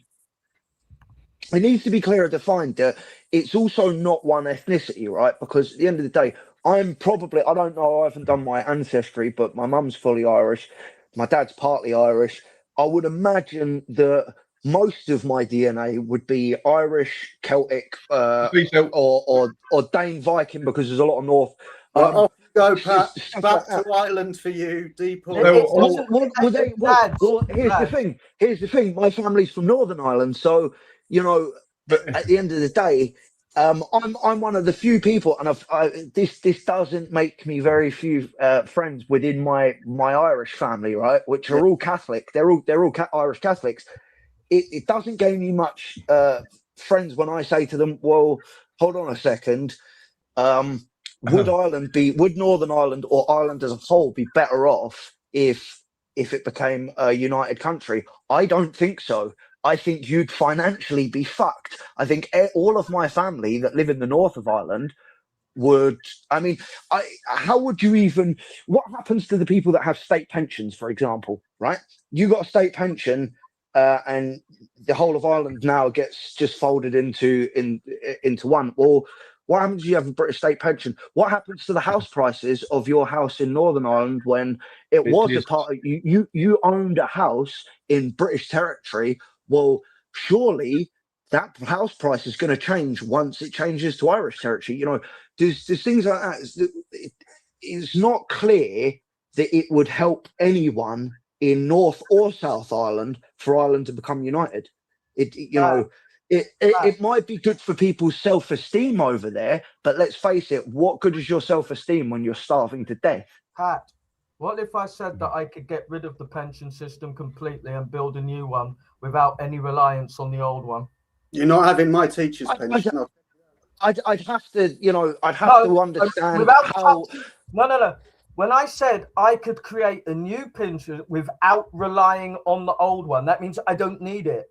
You can keep that. Okay. Sure. Okay, right. But I mean, I need that pension. Keep that, sure. I could create a new pension system tomorrow that would be up and running, and everybody could retire. How many Bitcoin do you need? How many Bitcoin do you need? Of concept, right? It's all well and good saying, what would you? Yeah, I would love that. Do you know what I mean? It's like, it comes down like so. I've wanted to talk to Doc about this for a while, actually. If his thing with the college, I mean, it's the one thing that, I mean, apart from some of Ben Habib's personal choices in the past few weeks. Apart from that, my one real problem with Advance is the college, because there's no way around that I can look at it that it's infiltratable, man. No, like, can't, no. You know, they have stated outright. No worries, mate.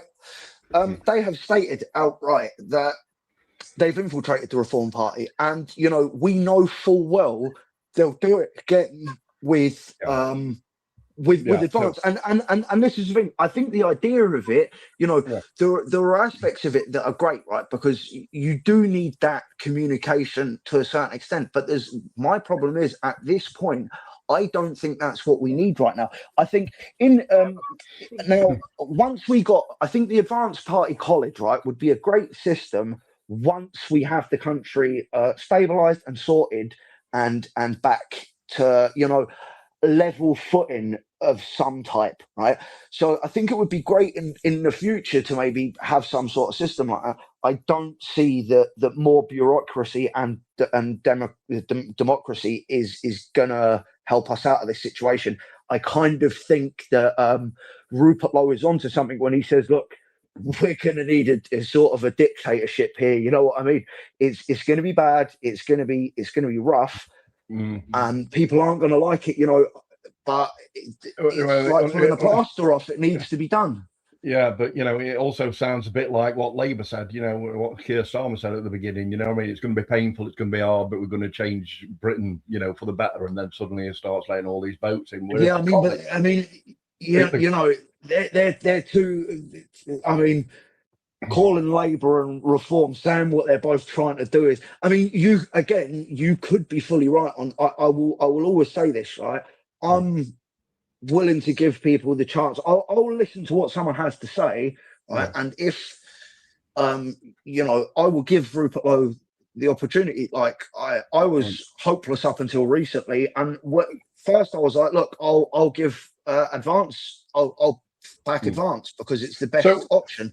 Then Rupert Lowe come in, and it's like, well, I think he's the best option. But here's the thing: if he doesn't at least try to do the things that he's claiming to do, then I'm not going to support him again in the future. And that is all people can do. You know, the first thing to stopping all of this stuff, right, is, and I mean, I know it sounds stupid, but literally the first thing to stopping all this mad leftist crap, Islamism, all these different mad ideologies out there, is to turn around and say, no, I don't. I'm not. You see, when you tell me that Islam is a religion of peace, I'm not listening to you. When you tell me that men are women, I won't listen to you. Yeah. So if someone starts bringing this up in the college, then there's self-police. You see, its own structure is self-police. But somebody started a problem as well.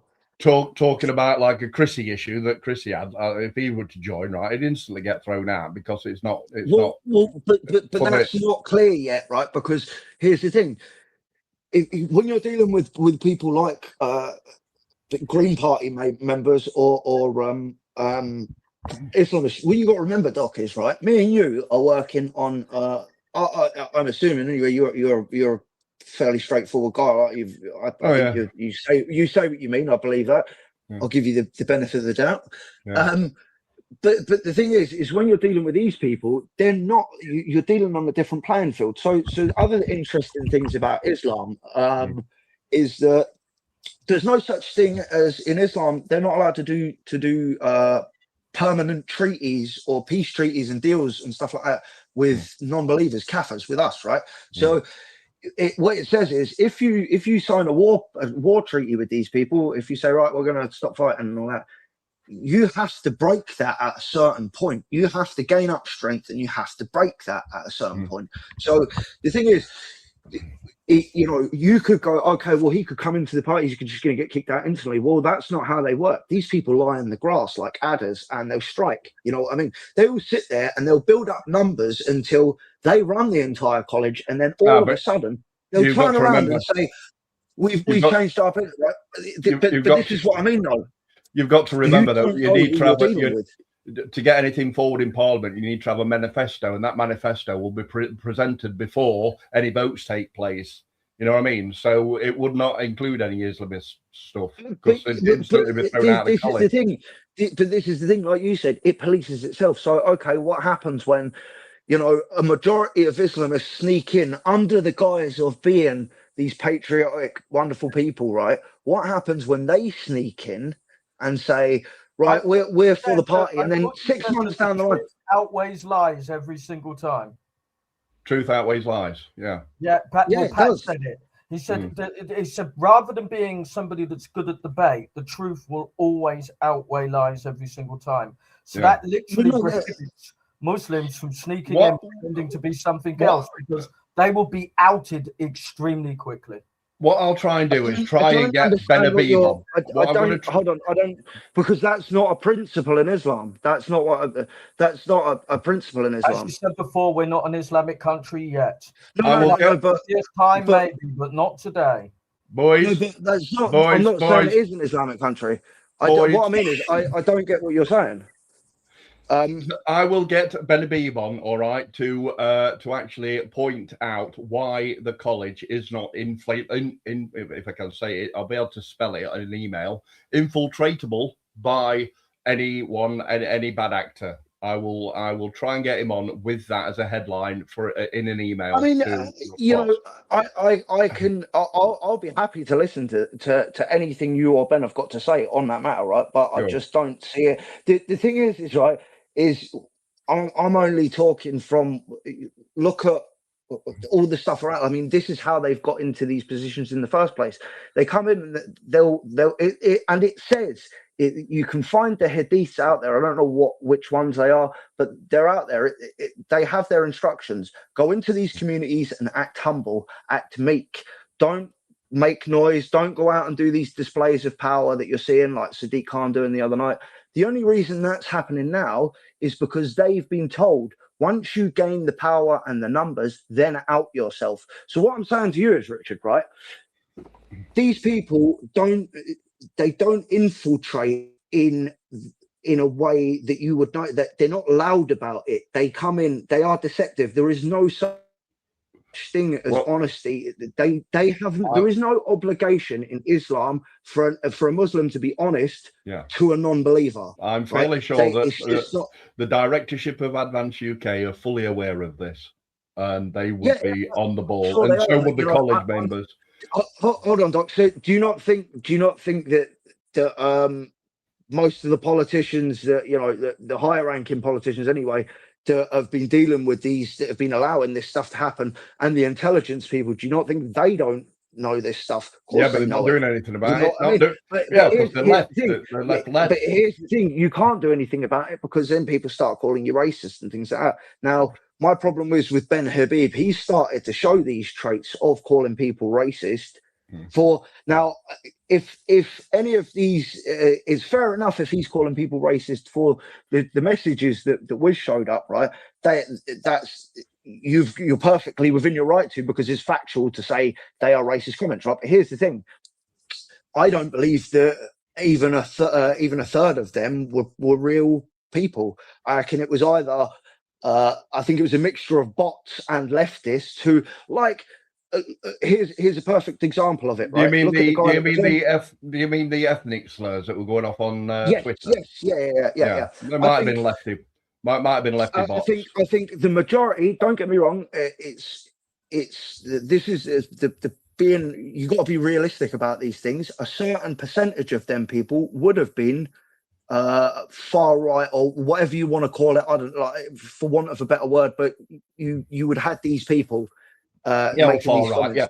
Or far right. I mean, there were a lot who tacked on to restore Britain. I would consider myself in a lot of ways far right, though, because I don't believe in a lot of that stuff. But I'm not right wing anymore, because something drastic needs to happen. But here's the thing: you're dealing with people that they have no sort of. Look, this is how they got into these positions in the first place. Like, look at Sadiq Khan. I mean, he wears a suit and he doesn't have a beard or anything like that.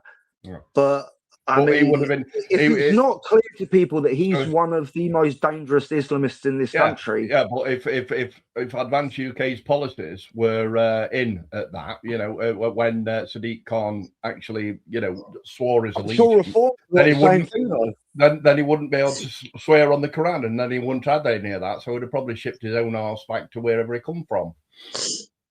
You know what I mean? Yeah, well, this is the thing is, I mean, it's not.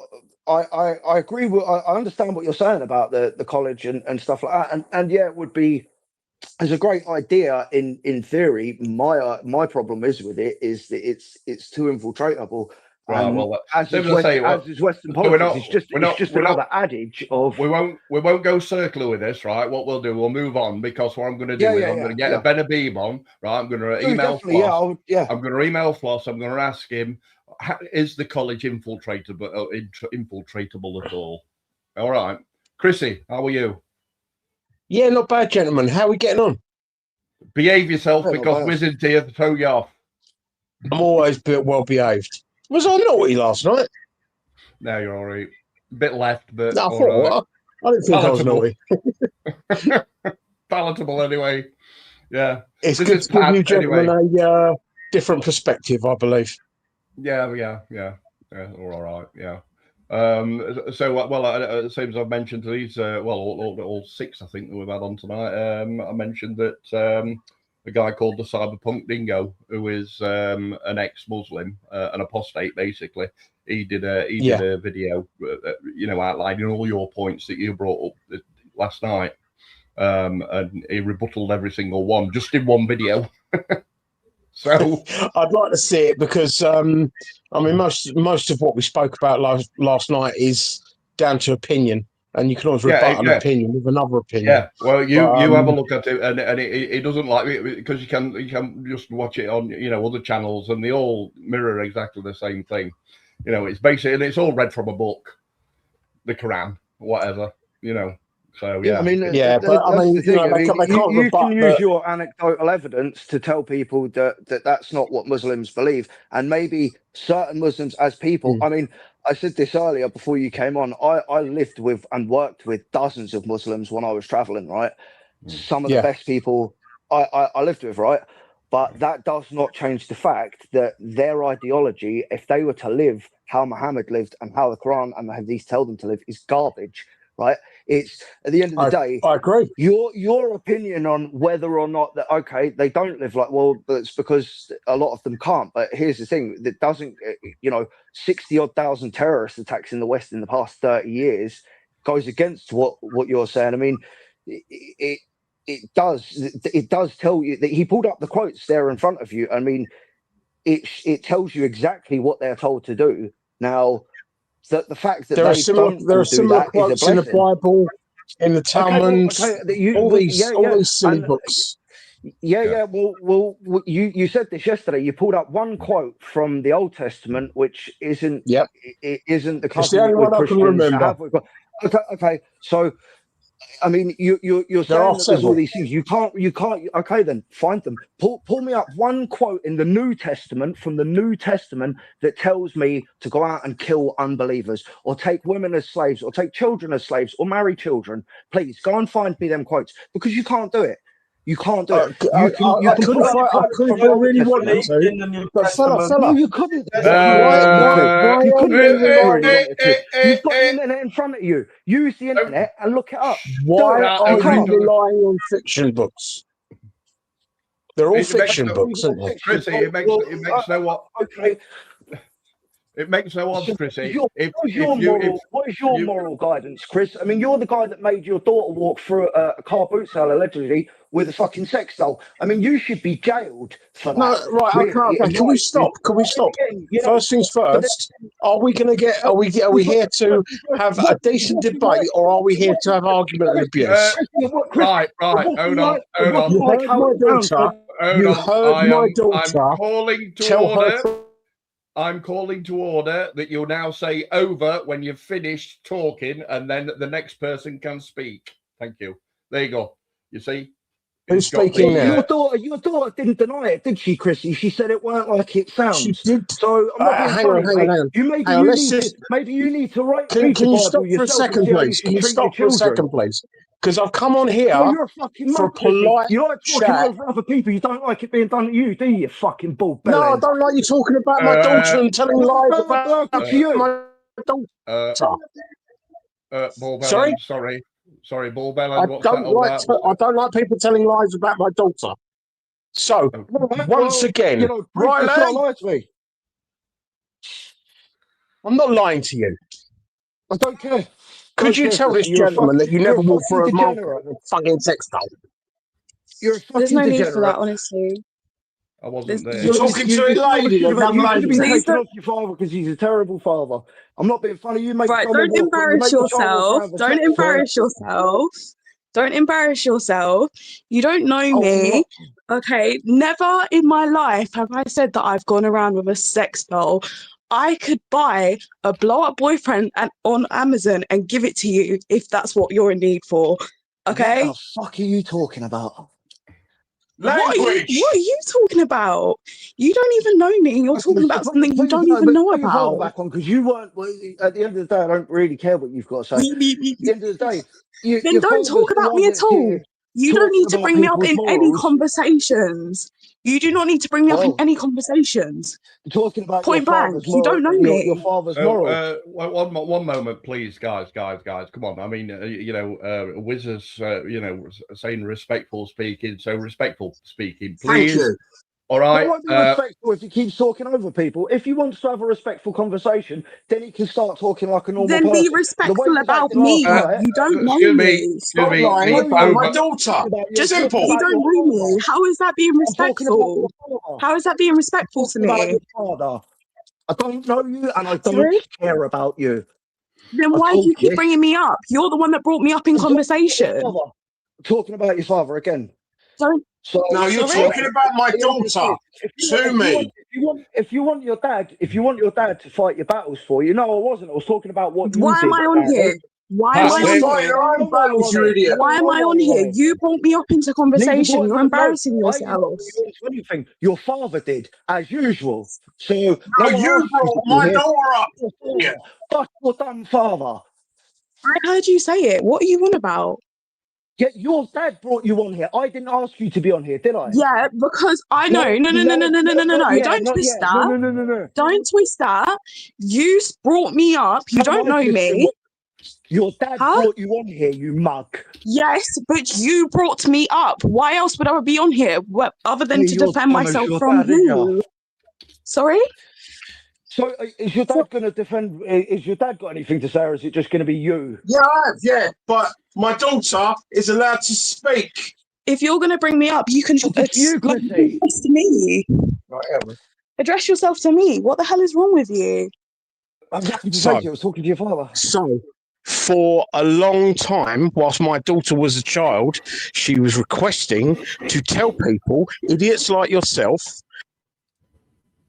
Right, I'll just mute mics. Stop talking, Pat. Right, okay. I think my internet's all right. I've been waiting, but it's jumping about. Right, Chris and Pat, deep breath, relax. I've muted your mics. I'll unmute them. Don't worry. I don't want to be rude. I'm not offending anyone. Please treat the young lady talking with respect, please, because if that's your daughter or it's your niece or it's your mum, treat women with respect.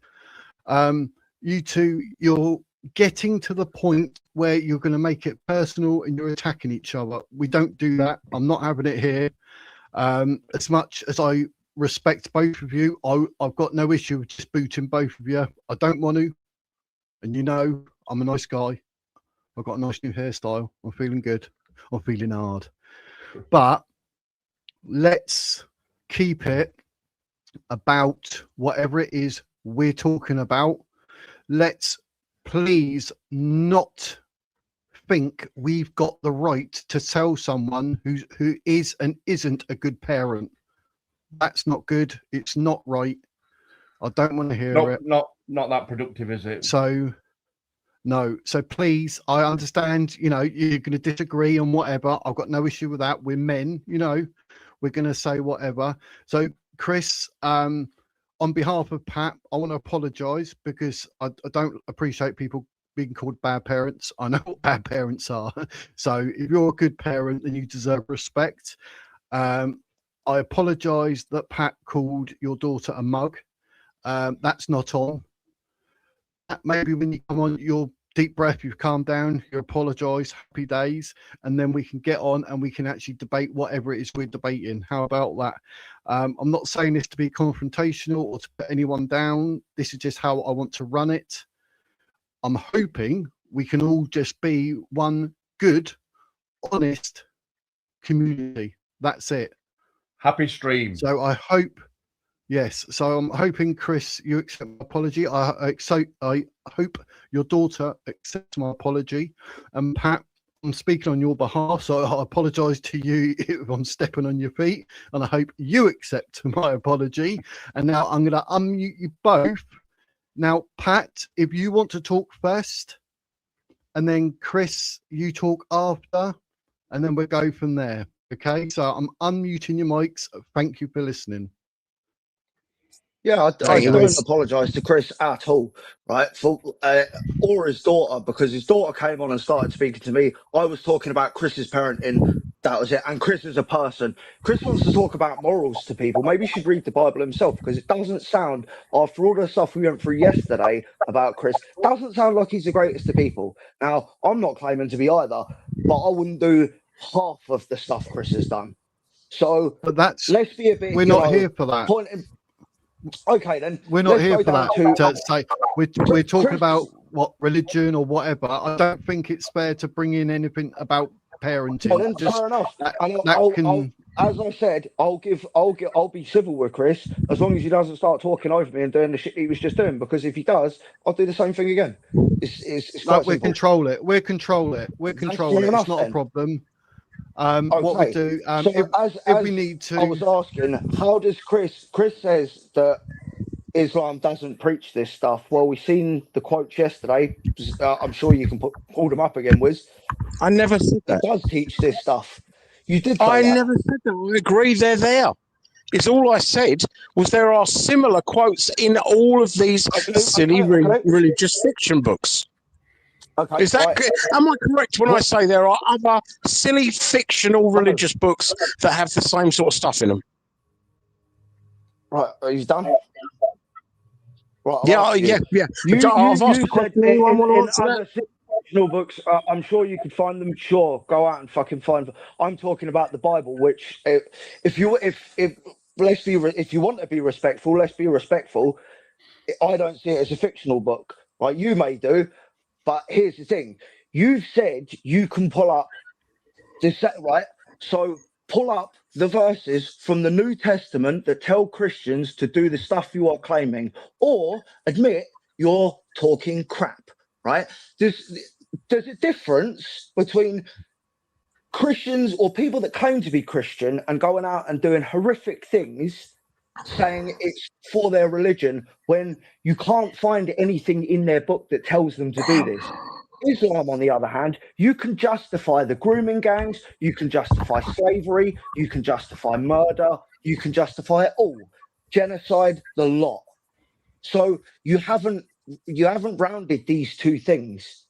So explain to me, first off, give me the quotes from the New Testament that tell Christians to go out and do the stuff that the Quran tells Muslims to do, please. I'm not going to do your research for you, mate. They're all there.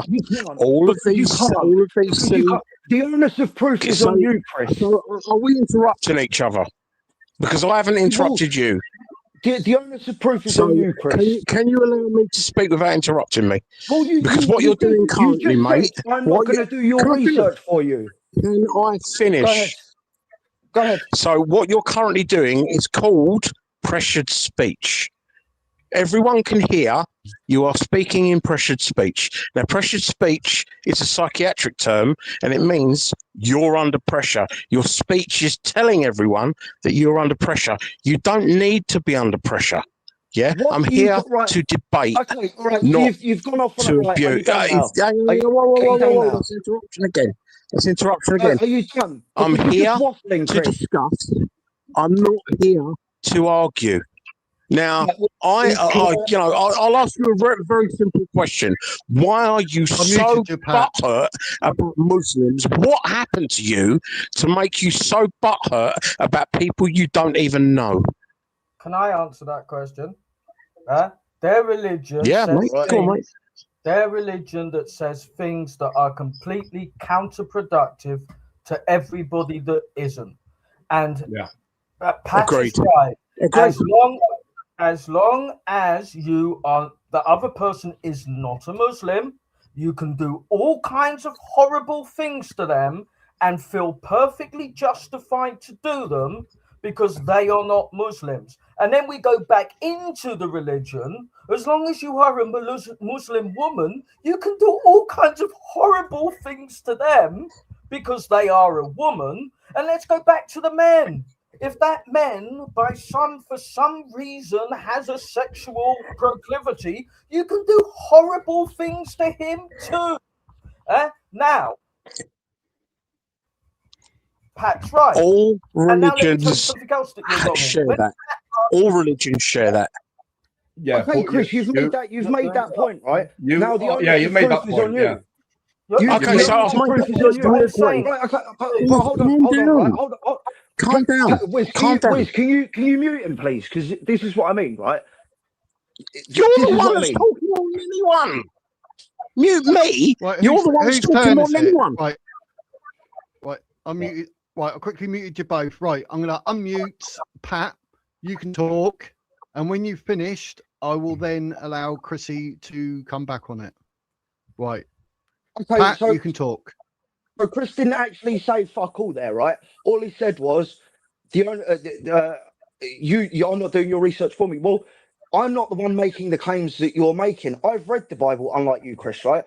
The things that you're claiming aren't there. So how am I supposed to go and find them? You're the one making the claim. The onus of proof is on you, right? All you've done is say, I'm not going to do your research for you, and then start going into why do I hate Muslims? I don't hate Muslims. I've said this 1,000 times. I bet you I know more Muslims than you do. I bet you I've lived with more Muslims than you have, right? The Muslim people aren't the problem. The ideals and the values in their faith are. Now, you've made the claim that these Bible verses exist. The onus of proof is on you now, Chris, to produce them. Please. I made that claim too, and I put one in the quotes. But I'm not Chris, and I don't do a cheap cop out for the onus is on you. You'd sound much better, Chris, if you just literally said, "Hey, look, I've written them all down. Can I share my screen?" You would sound so much better. Also, Chrissy, They you're do exist. you're free to have your. And I put one in the quotes. You're My free. my favorite one is Luke 19:27. That's my favorite. And Chrissy, you're free to Anyway, have your I'm own. going to mute myself. So, Chrissy, what you need to realise, of course, is that you're free to to have your opinion on any religion that you want. But if the religion of peace gets in, then you are not able to have that freedom. I think this is what the crux of the matter is. You know what I mean? Over. Right, am I on mute? Can everyone hear me? No, you can talk now, mate. You can talk. My apologies. It's just going to be better if I mute one and do the other, and then it's going to be honest and fair. So yeah, please talk. Right. So, gents, we all know there are horrible stuff in all of these religious fiction books. I haven't read the Bible or the Quran or the what's the Jewish one, the Talmud, or I haven't read any of them because I'm just simply not religious. And the reason I'm not religious is because I'm more scientific and logical. Yeah. Now, I haven't got time to read Moby Dick, for instance. It's a fiction book. Very good book, apparently, but it's a fiction book. I've got no interest in reading someone else's imagination, which is exactly what all these religious books are. I am not Muslim. I'm not Christian. I'm not Jewish. I'm not any religion whatsoever. But I do know that and this is the only thing I've said about it, all of these silly, fictitious religious books have bad shit in them. Yes. Yeah?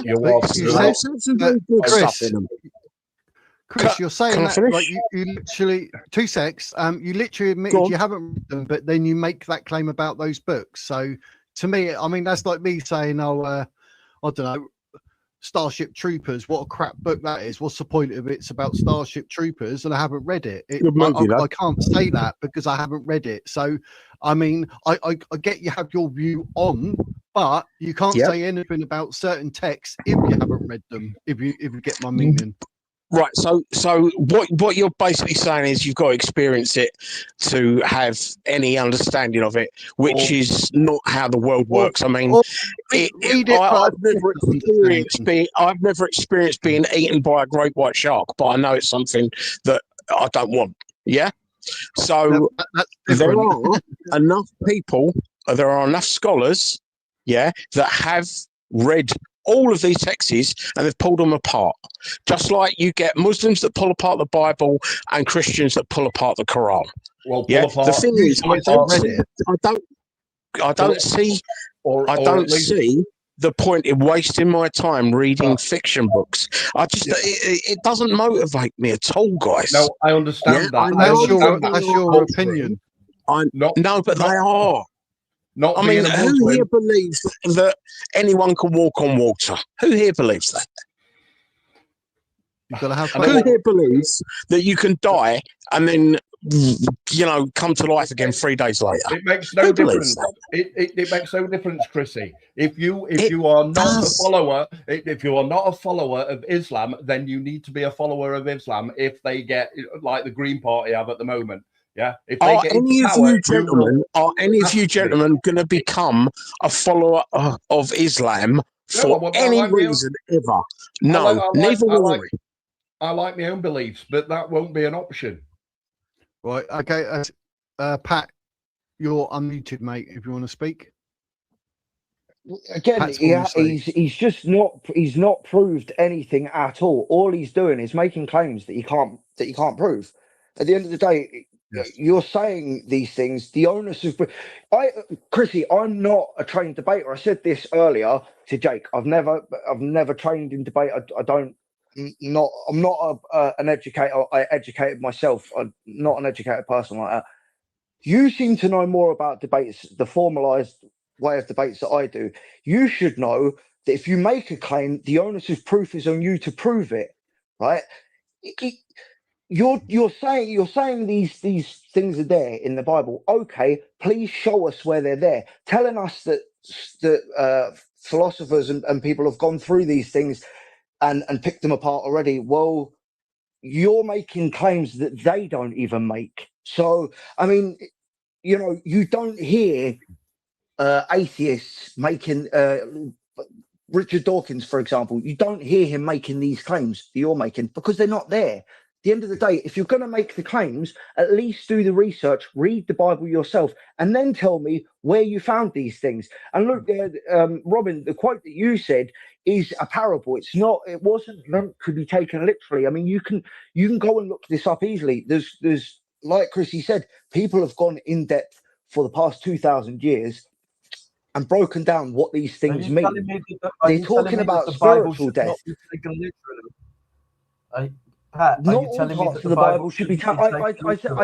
I said this earlier. I made this way before Chrissy came on. I said this.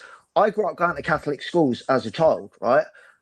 Even they told us then, as from the age of about 6 or 7, I knew that a lot of the Bible is meant as parables. That's how, for example, I mean, you can go and look, even atheists in literature people, they will tell you there was a style of writing of the time, of the area. That's how people spoke in Judea and Samaria, in Israel of the time. People spoke in parables. I mean, the thing is, you can make these claims and it's like, well, it's easy enough to go online and look up the context of it. Okay, yeah, go. Yeah.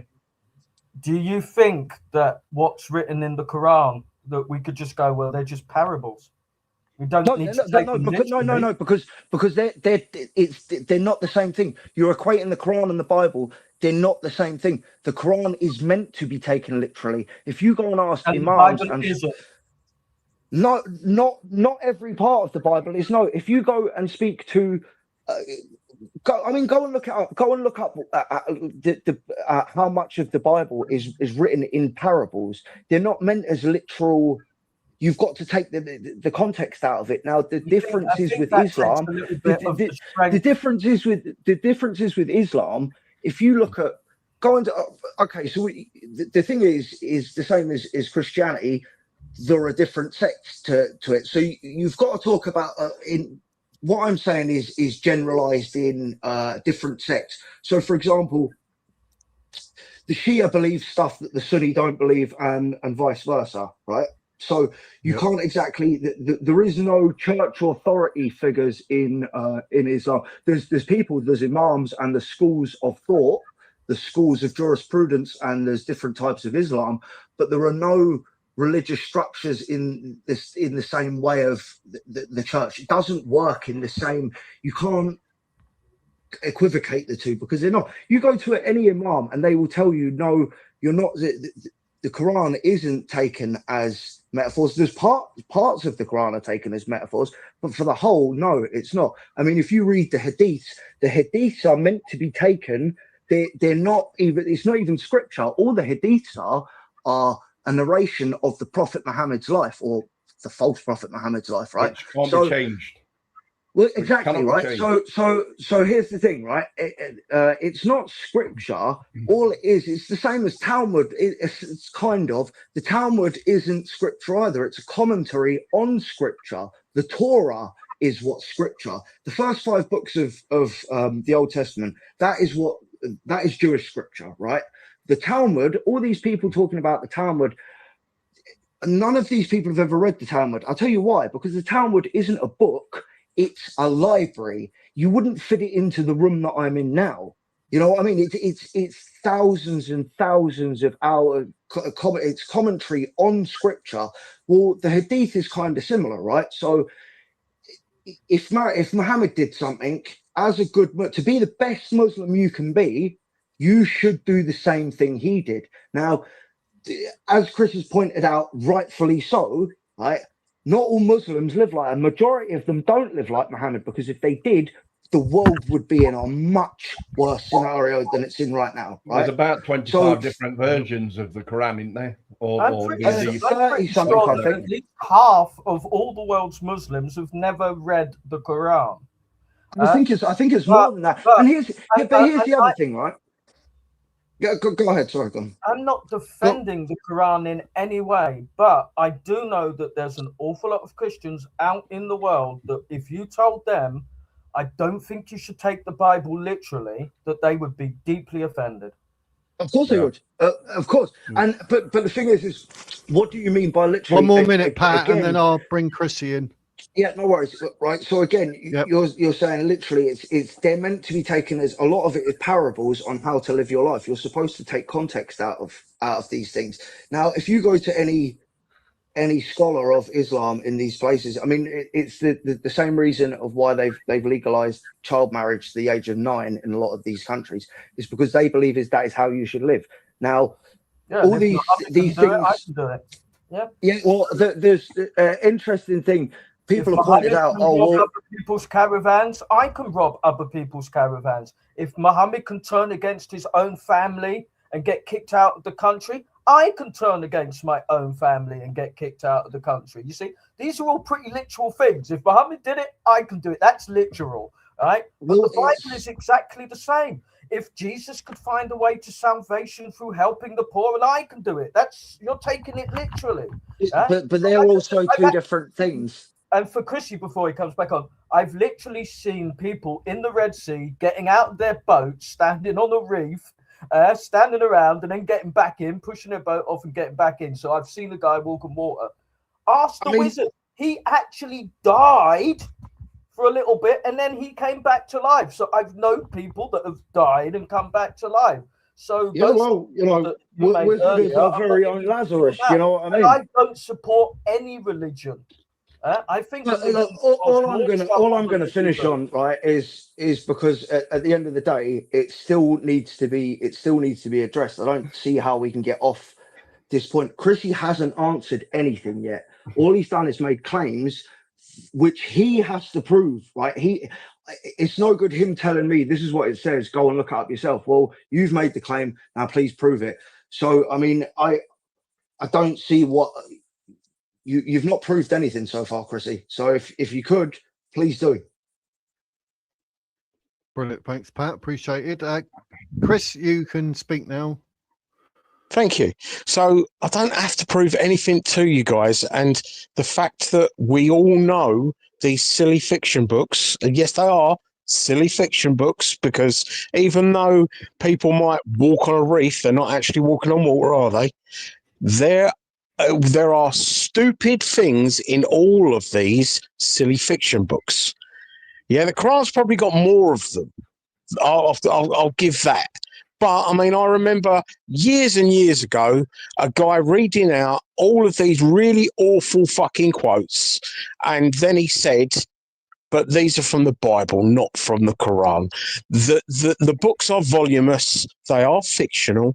And quite simply, we shouldn't be giving them any sway at all. I mean, if anyone wants to look it up, they can go and have a look at a thing called the God Gap, which is something I mentioned yesterday as well, which is, for instance, 200 years ago, thunder and lightning was God. Yeah, that was God, showing his anger or whatever the fuck it was. That's what we was told. That's what we was taught. And and when we finally worked out the scientific reason for thunder and lightning, it no longer became anything that was religious. Understood. Yeah, and that is the way this is going. It's really simple, guys, yeah? It's religious diminishment. No one believes these silly books unless they're on a swindle or they're really, really dumb. Yeah, no one believes them anymore. No, I don't know any Christians that have actually read the Bible either. Yeah, I've got a few people online that have. I've had a few people say they have, but then amnesia takes them over. I don't know any Christians that are really Christian, to be honest. I don't know a single Christian, and I know more Christians than any other denomination or religion. None of them go to church. They're not really Christians. Okay, they just say they're Christians because their parents want them to be. And it's religious diminishment, guys. It's really simple, yeah? When I was a kid, my great-grandparents were very religious. Then my grandparents were religious. Then my parents weren't really religious at all, and I am now not religious at all, and my children are not religious at all. Yeah, as we gain more information from technology and science, we fill the God gap, because that was what it was all about. It was like, if we don't know something about this world, what we do is we say God did it. The God gap. God filled in all these gaps for us, and we're now starting to find out that it's all a bit silly, because it's an imaginary fucking friend with omnipotent powers. It's ridiculous. Made your point. But if you go back in time, if you go back in time, right, to when we believed that God did lightning and thunder, and you said, oh no, it's not that, it's actually hot and cold atoms, rubbing together and producing static electricity, you would be on a Dunkin' stall. Right now, think about that from the perspective of someone whose religion were made and their rule book were made and not been changed since 400 AD. Right? This is what we're trying to get at. This is what we're trying to get you to understand. Right? You are not allowed to think that. I don't mean about the thundering and the lightning. I just mean that you are not allowed to think about science and stuff. Yeah. Over. Robin, do you want to say anything? Last thing you said that you had quite a few Muslim friends. Have you ever sat in the living room with them and told them what you told us today? Yes, I have. Yeah, completely. I actually got accused by one of my Muslim friends of him wanting of me wanting him to convert me. He's like, look, do you want to convert? I was like, no. And he's like, it's just that when most people that aren't Muslim talk religion to me, it's either because they're secretly anti-Muslim and they believe all the shit that's told about, all of the Muslims I mean, the thing is, right, I was thinking about after I got off the stream yesterday, every single member of the Muslim families I know are either in education or work. Every single one, which is more more people. The question that I asked, because sorry, what's the question? I actually do have Muslim friends. And if I said what you just said 5 minutes ago about religion all being hocus pocus and a bunch of idiots could only believe it, they would not take kindly to it. I think I Here you might. go, Well, Chris. Here you go, obviously, Chris. I know Why more don't you? Why moderate don't you? Muslims. Why don't you draw I a know more picture of? moderate Muslims than Why you don't do. Then use a crayon, right, to draw a nice detailed picture of Muhammad. Muhammad, and then give them that and see what they have to say. why would I do that? Why would I do that to offend them? Well, why is it offending them if they're not stuck Because in they've 400 been BC, taught. AD? Because they've been taught for the whole of their life that you're not supposed to do that. Exactly. Why don't I just get my dick Why not? out and start having a wank? Well, that would just be terrible. Because it will offend them. Why would Yeah. I? I'm not looking to Well, offend if they're anyone. that easy to Even offend, you guys, Drawing the picture. even you guys, I don't wish to offend. I wouldn't do it, no, either. But because No, the so fear of repercussions. But why So, should they have a fear right. of repercussions from doing something like that? Right. Go on. I'm letting Pat in. Pat, you're on unmuted, mate. If you want to rebuttal or say anything. What's to rebuttal? I mean, he hasn't fucking said anything. He just keeps waffling on. I knew you would say that. It's the same. It's the same. He just keeps going round and round in circles, and it's like, well, if you're going to make the claims, at least back them up. I can pull up now half a dozen easy Quran claims that tell you to do these things. You're saying that the same things that Christians are being told to do the exact same things. Now, at least prove it. Do you know what I mean? Like you've been shown evidence yesterday. He showed you you again. It's not hard for any of us to do, right? You can go and look up the stuff you're saying. You could have done it a dozen times over while we've had this conversation, but you can't. It makes no. You're not making an argument about anything. You're just making claims and then saying, how is religion going to and that's it. How is religion going to sort out the current problem that we face, that more and more Britons are sliding into poverty, that we feel that we've got less and less say in our own country? We have almost zero respect for our politicians. Our police force seems to not be on our side. I just watched a video of 8 policemen waiting for a guy at an airport because he made a nasty comment on Facebook. How is religion going to help us get through the next 10 years? Well, think about it this way. But here's the thing, right? I'm not, as I said to you earlier, it's not, you can't take it and go, okay, it's going to, like the Bible, it does, if you read it, he's talking about your spiritual things. The here and now is what you have to, that's why we're here. We have to make this place as good as we can make it. It's not nothing's gonna magically, like the Messiah doesn't come and click his fingers and everything's good. That's not how it works. That was actually the opposite of the point of the Bible. If you read it, he came and the Jews were expecting the Messiah to come, destroy the Roman Empire and make the land of Israel and the Jewish people glorious, right? That was what they expected. And when he turned up and said, that's actually not what I'm here to do. You've misrepresented exactly what I'm here to do.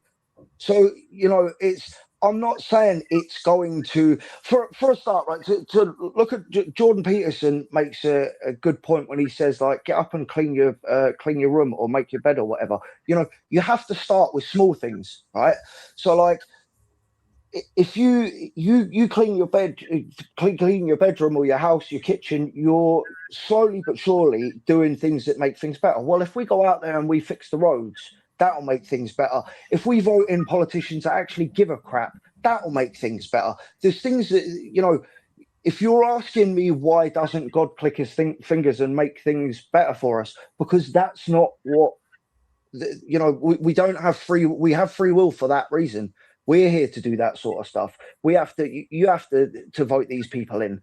At the end of the day, God's not going to click his fingers and say, I'm going to make it all better for you. Do you know what I mean? That's not the point of it. Yep. Like I said before, if people right, you're muted. I'm letting Chrissy back. Like I said before, I spent a long time writing a book that has absolutely no need of a God, even though I believe in one. And I think that it is a wonderful roadmap the way that British people can fix their own communities, protect themselves in their own communities, and they do not need help from big government.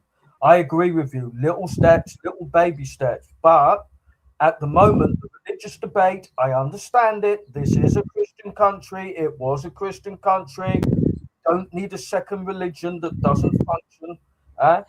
But let's get on with the good stuff and start fixing the country. Yes. How do we do that? But, you know, I mean, you mentioned earlier that people are getting arrested for tweets and stuff like that. Who do you think brought that in? Who do you think brought in all this stuff? I think idiots brought that in. Well, yeah.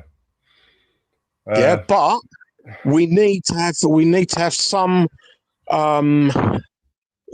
we need to have a little bit of reserve when it comes down to, for instance, calling for innocent people to be set on fire in hotels or whatever stupid stuff is coming out. I mean, you can't stop stupidity because sadly that's just a human trait, you know, and the biggest two human traits out there are laziness and greed, and that is what's taken the system over.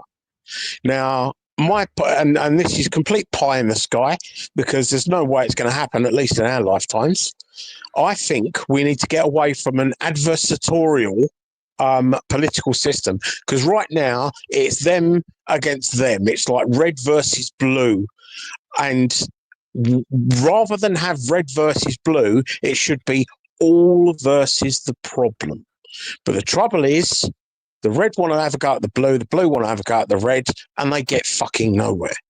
That's the problem. I've been in politics, as you all know, and what we should do is we should say, right, let's get the best from everywhere, and I think the only way to do that would be to absolutely take out all party system from politics. So there are no parties. Basically, when you go on the ballot to become an MP, you go on there as your name, and people then have to look up to see who they like the most. It would be a popularity contest, and that isn't always the best thing, but it's the only thing we've got right now. I think it was Winston Churchill that said, democracy is shit, but it's the best bit of shit we've got. Something similar to that anyway.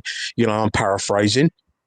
And what you need to do is you need to go, right, who is the best person to represent me in my local area? And then you vote that person in. But that's the thing, right? Yeah. If you vote for that party, you'll have another party going against them. And it becomes a little bit silly. What we should be doing is we should be saying, who is the best person, regardless of the colour they wear. I mean, you could have a really good Lib Dem in my area, and they're never going to win because this is ranked Tory. Yeah, you could have a really good Reform guy, and he wouldn't win here because this place is ranked Tory. Yeah, you're never going to beat the Tories in Malden, not at least for my lifetime, I doubt. I have a question. Yeah, they couldn't do it last at the general election. They're not going to do it in the next general election. Local elections are always different because that's where everyone puts a protest vote in. But if you took away the party system from our politics and people had to look to see who the best person was, yeah, and you can do that basically from voting records. It don't take 5 minutes. Most people don't even realise who they're voting for. I mean, you know, if you looked at my MP, John Whittendale, he's an utter fucking idiot. Yeah, he has consistently voted against disabled people. I have a question for Richard. Richard, earlier you said to me, what would I need to get my book started? I would actually love some support from the college, from Advanced UK, because they all seem like pretty clued up people, and I would literally need 5,000 people within a 100-mile radius to actually do it, to go, do you know what, I want to try something else. It would be good if you could throw an economist into the mix, could count and say, this guy's math is perfect. Right. You won't starve. I don't think that would be something for the members to be able to do. You might have to approach the college themselves, maybe become a member or something, and then get heard like that, or nobody would starve. Literally, we would be doing something different. Nobody would starve, and you wouldn't need to vote for a single politician. You would need to vote for what I call a sheriff, somebody would have to stand at the top of, so there would have to be a sheriff, and that sheriff would have to work closely with the local politician. But apart from that, it is for the people, by the people, run by the people, financed by the people, controlled by the people. Nick Buckley, get in touch with Nick Buckley. Just go to his YouTube page, Nick Buckley, as it said, N-I-C-K, and then just email him. He's responsive to emails. He's a good bloke. You can just go to his about page on his YouTube channel, and you'll find his email address there. Just click that you're not a robot. You're not a robot, are you? No. Oh, right, good. Right, Pat, you are free to speak, my friend. Well, again, all he's done is change the subject off into a completely different direction. So he still hasn't answered my first questions. He still hasn't proved his claims. I mean, he's made claims that he keeps outright refusing to prove. But also, when he changed the subject there, he was just saying about we should be looking for the best people for the jobs. I mean, again, you're just saying obvious crap that everyone knows. I mean, who thinks we should be voting for the idiot? Do you know what I mean? The only reason Starmer got in is because there was no one to vote for, so he got in because 30% of the people voted him in. So, I mean, you're saying obvious stuff, but when you said about bringing people in from other places to do the best job and stuff, I don't know if you meant in the local area. If not, fair enough. That obviously goes without saying. If you're talking about from across the world, well, firstly, shouldn't we be putting more of these resources into our own children and people that are from here first to do these things, to become doctors, to become teachers, to become nurses, to do whatever, to become good politicians, etc. Right? Should we not be spending the money and resources on them instead of importing all these people from across the world, right? Which the people coming here on boats they're not doctors, they're not nurses, you know what I mean? They're anything but. So, but even if they were, what about what happens to them country? I mean, there's provable statistics out there about what happens when you take all the talent out of a country, like places like countries in Africa that are experiencing unbelievable brain drains because the few doctors that were there and the few nurses that were there and qualified people have all come over here. Well, you're just making their countries worse off in the long run. At the end of the day, if we did, it comes back to making your own bed. If we looked after our own house first and we pushed the rest of the world to be doing the exact same thing, you know, maybe we would, instead of trying to be world police and trying to get involved in other people's crap all the time and telling them what to do. It's like, well, here, look, you're going to do what you're going to do, and that's going to work out however it's going to work out for you. But really, why shouldn't we be putting our own resources into our own people instead of, as Chrissy's, as I think he suggested, again, he can clarify, I don't know if he means locally or from around the world, what happens when they experience these brain drains and you have things like famines and doctor shortages in Africa? I mean, it doesn't help the world at all. I mean, again, so I think it was Robin earlier said about reform, and I think I said something about Nigel Farage in the newspaper the other day. He's saying he doesn't want them in his area, which I think is a good protest stance to take, right? Because if 200 or 300 councils around the country say we're not having these people, right? We're not having them in our thing, then it would incentivize the government to go, right, we need to send these people back where they came from, right? Because no one's going to take them. We don't want them. The problem is what it's okay as a protest thing, but it does just push it on to the next county. I mean, you know, it's all well and good as a protest, but I would feel pretty bad saying as a politician going, well, I'm not having them in my constituency, and then you hear they've been moved to the next county over, and then a week later you hear in the news that one of them from a migrant hotel's attacked a girl. Well, you know, there's also them sort of moral implications, but I just want to know, he still also hasn't addressed his first claims about the Bible, so I still I mean, he's making these claims unless he'd like to draw them back and say that he doesn't know what he's talking about when it comes to religion or Christianity or just religion as a whole, because that's what it sounds like. Unless he wants to prove his comments. Right, I'll mute you there, Pat. Right, what we'll do is we'll have one more thing from Chrissy, then one more from Pat, and obviously that'll probably do for tonight. Obviously, I need to take my meds. I didn't realise it's gone 9 o'clock. But what I want to ask Chrissy and Pat, would you be interested in coming back for some sort of debate with regards to Islam and Christianity? We need to do some work. He needs to do some. Look, I'm being interrupted now. Well, yeah, first time. Look, I know you love Wiz and he is a god, and you pray to Wiz. I really appreciate that. We'll but see about that, won't we? But Pat and Chrissy, I think it'd be great if we could get you two to, like, with just myself as moderator, and have like some sort of proper debate between you two. I think it'd be fascinating. I mean, in your own ways, you both have sort of valid points what you believe. Whether they're right or wrong is a different story, but you know, the chatter say accordingly. But I think it'd be good for you, Pat and Chrissy. So let me know if you think that's a good idea. What I'll do is I'll unmute Chrissy so you can come back on what Pat said, and then just a couple of minutes, Chrissy, and then obviously I'll go to Pat, and then obviously that'll be it. Then I'll see if Robin or Richard want to say anything, and then we're going to close the stream down. Happy days. But Chrissy, I am unmuting you now, sir. There we go. Thank you very much. Yeah, I mean, just give me as much warning as possible, guys. I'm a busy little bee, so you know, but just tell me, you know, when you want me, and I'll do my best to pop up. If I can't, I'll obviously ask you to postpone.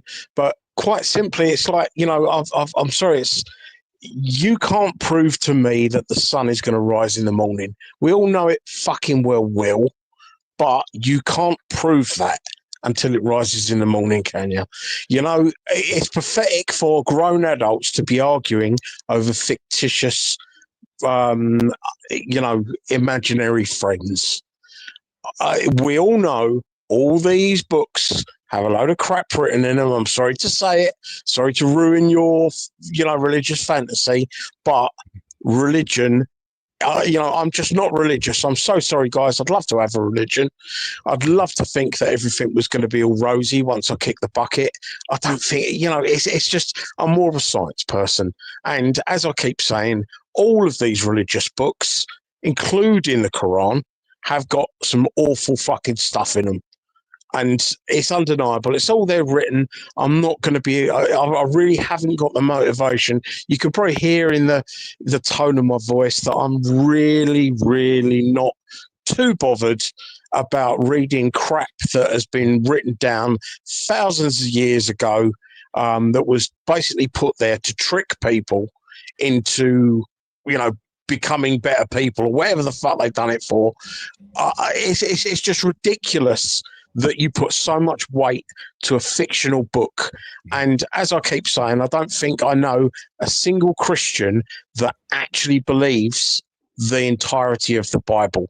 I also don't know a single Muslim that believes the entirety of the Quran. And for everything that's ever brought up about, you know, Islam, there is probably an equal to it in Christianity. I mean, the thing is, I know all about Aisha and all that. That's fucking disgusting. I've told every Muslim I know that that's fucking disgusting, and they've all agreed with me, because if they hadn't have agreed with me, I probably would have never spoken to them again, because child marriage is fucking awful. The thing is, guys, have a look at your own history. Richard II married 6-year-old Isabella. He married a 6-year-old. That's not a prophet from God. That's it's not not on a the same prophet. level as It's a Muhammad. real person. The prophet is not a real person. The prophet is an imaginary friend. But Prophet Muhammad is apparently the greatest example to man of all time. So today he would be arrested. So he's not. So that in itself disproves Muhammad and Islam. But I don't believe he ever existed. So, you know, it's like if he didn't exist, how can what he done exist? But we do know that King Richard II existed. We know King Richard II existed. and he We know did marry a Jesus 6-year-old. existed. I'm We know just Jesus sorry. I don't existed.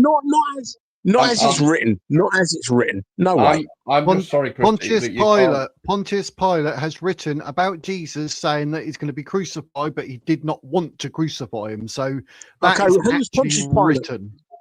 Who was? I The know it's Romans. written, but so is Moby Dick. But it doesn't mean to say there's a great white whale out there. But this was written by Pontius Pilate, who was obviously emperor of the Roman Empire. So Right? that Yeah. carries Yeah. And some what weight did Pontius because Pilate? they have the Was it? evidence. Hang on. What did Pontius Pilate? Was it Pontius Pilate that ordered all firstborn children be killed? Is that the same guy? Apparently not. No. Was that Herodotus or whatever his name was? Look, guys, what I'm trying. This is why I hate arguing. Well, not I do hate arguing. I like to have a discussion. And the thing is, guys, it's like I find it hard. I mean, we might as well be discussing whether the Jedi are better than the Sith. And I love a bit of Star Wars, but it's fiction. No, but this We've basically got it all real work boils to down do. to it's like me sitting here saying something about netball. You broke- I've never Sorry, you played broke it, up, never mate. read Say again. anything about it. So it's like me sitting here and saying about netball, and I'll say, right, that's crap. I've never read anything about it. I've never played the game, and then people would be like, well, Yeah. why you commented on it? That's exactly the same if it comes to the Torah, the Talmud, the Quran, the Bible. I mean, you can't start to say, do you know what? That's all full of shit. It's up there with the fairies. Oh, by the way, I've never read it, but you know, my words are valid. That makes me look like an absolute plum. So we've got to be careful what we say or how we say it with regards to certain things that we actually know nothing about because we haven't read them. That's all I'm saying with regards to what you said. Other than what you said, netball, I have played netball. When you bring up netball, though, bro. When you bring up netball, yeah, you obviously know what netball is. Yeah, ball net is pretty self-explanatory. Right, I need to respond here because this is fucking nonsense. Can I just finish, please? No, Can you I just can't finish, please? You've been talking waffle for the past 10 minutes. No, I want to respond. You've been talking waffle and you've just interrupted. I thought you had a bit of respect. Do you have respect or not? So netball, you look at netball and you say to yourself, I'm not going to be interested in netball. It's not the game for me. Idiot, man. Yeah, and that is a Am I valid going to get to opinion. respond here or not? What's going on? Sorry? Wiz, am I getting to respond here or not? Can Hello? you mute him so I can respond? Yeah, you will do. I don't know if it's me breaking up or you. How long are you letting him waffle on for? Oh, it's because I was. Well, to you, it might be waffle, but other people might want to hear it. Respond. No one because wants to hear other this people guy. might not have I'll give imaginary him- friends that they need to defend. Right, we'll give him 1 more minute to respond, and then you'll be in. 1 minute and then Other fucking mute him, people 'cause I might want not to have respond to this imaginary nonsense. friends that they need to defend, mate. You have obviously you have imaginary friends, yeah? Are you a Christian? You've got imaginary friends. You're an adult with an imaginary friend. I'm so sorry. I'm just not stupid enough to believe that I have an imaginary or omnipotent friend. It Okay. doesn't. Yeah, no, that's fair enough. Fair enough. Right, I'll mute that. It's not really sort of along those lines, but I know what you're saying. But to me, I don't know. It just comes across as a little naive. Maybe that it's something we could explore more. But I don't mean that in a rude way, Chris. I'm just saying that's how it comes across to me. But if that's what you think, that's what you think. That's not a problem. Pat, do you want to say your final bits? Sorry about that, mate. Yeah, no, it's fucking ridiculous. I mean, the man's talking absolute nonsense. He hasn't got a clue what he's talking about. So there are even atheist scholars, even atheist historians, don't deny Jesus existed. You can deny his divinity all you like, but saying he didn't exist, I mean, you would have to again go through the actual historians, the again atheist historians that have looked it up and said, yeah, he existed. There's too much proof, outside proof from the disciples that he existed. So, I mean, your argument on whether, I mean, you can argue whether it was divine or not. Now you're just making claims up again that you can't prove. The other thing is, why is it, right, that so you're an atheist. I imagine that your highest authority on this matter would be Dawkins, right? Or someone along them lines. Why doesn't Dawkins use the same Sky Daddy argument that you use? I mean, you're sitting here calling me stupid, right? All you've done is use I mean, you can pull up any atheist debaters, and they won't be using the same arguments you're using because it's fucking childish. You're a moron and you're a twat, right? If you want to debate me, I'll debate you, but you have to back up your claims. If you're just going to sit there talking shit, then there's no point in debating you. You're a waste of time and a moron, right? So, I mean, come back to me, and if you can come up with a better debate than you believe in a fucking Sky Daddy, well, okay, fair enough, Richard Dawkins, debate over. What's the point?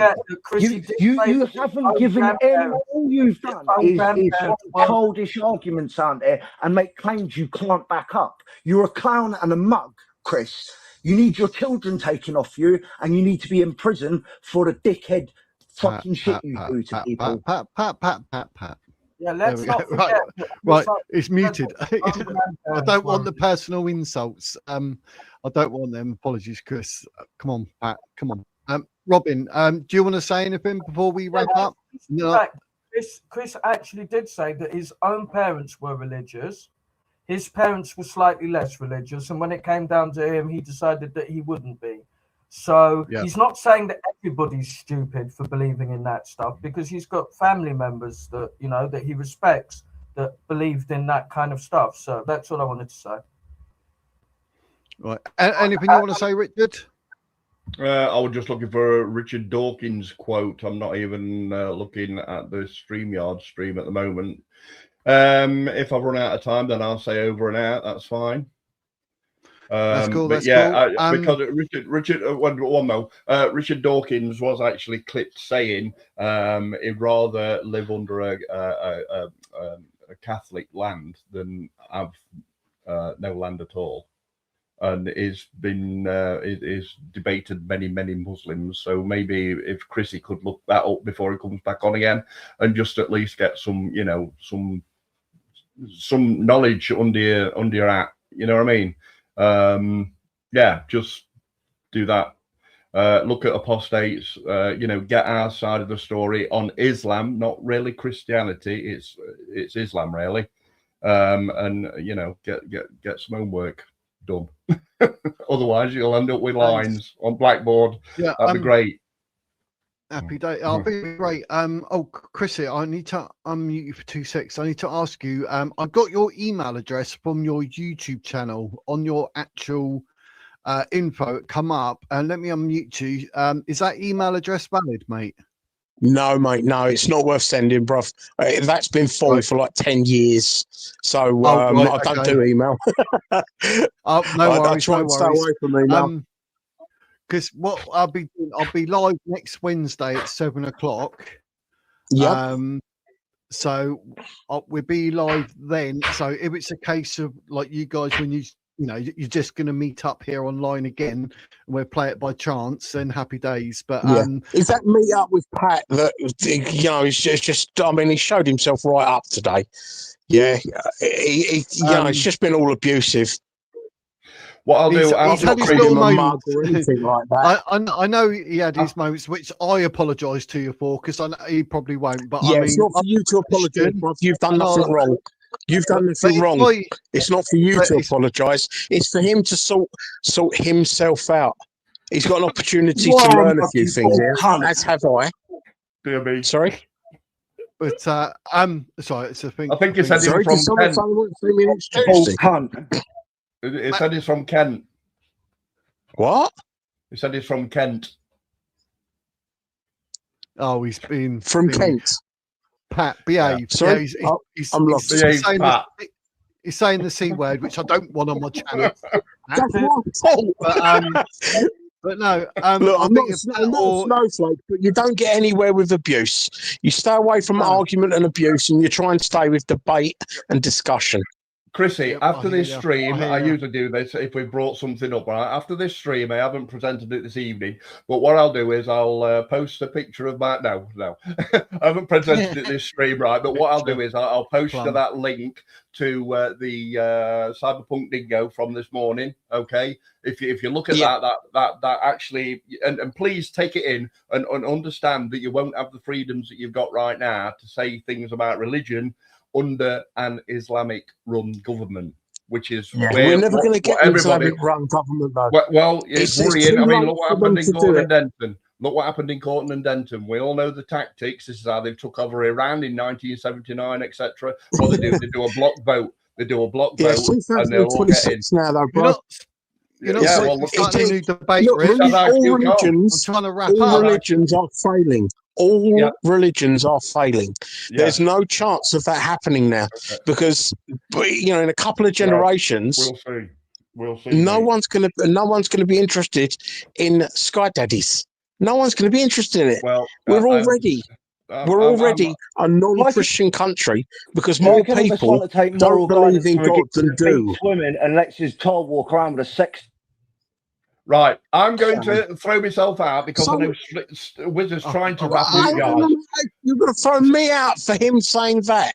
No, me. No, I'm going to throw myself he's out. throwing you himself gonk out. one. Oh, I thought you said I'm going to throw you two out. Sorry.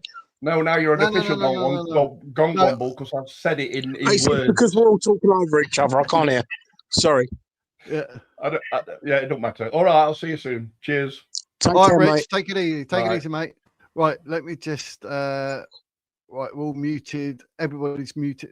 Robbie, you're muted, but you're talking there. I can see your. I also want to thank everybody for their time. I'm going to sign off as well. Thank you for giving me Yep. your time, and I look forward to. That's all right, seeing you mate. No worries. Bye. No worries. Take it easy, mate. Take it easy. Basically, Pat and Chris, it'd be great to have you back, even with Jake and myself up. So there'd be us four. That I think that would make for a good conversation. Pat, like I said, I don't want personal stuff. You might think this and that, but if you're talking about Christianity and Islam and that's what you're debating with Chrissy, then let's keep it that. Let's not keep it personal. The reason I did apologise, Chris, is because it's my channel and you're getting abused on my channel, and I don't want you to think bad of my channel. I'm all up for a debate. It's nice that we don't all agree because we get a better conversation and we learn from it. So, Pat, can I trust you to say your last few words and a goodbye, and then obviously I'll do the same to Chrissy because I want to make it fair, but I don't want any blooming this, that, or anything else aggravating this and that. I'll just it's a good debate, blah blah blah, whatever, and then you say your goodbyes. Is that all right, Pat? If you unmute yourself, mate, because you muted it.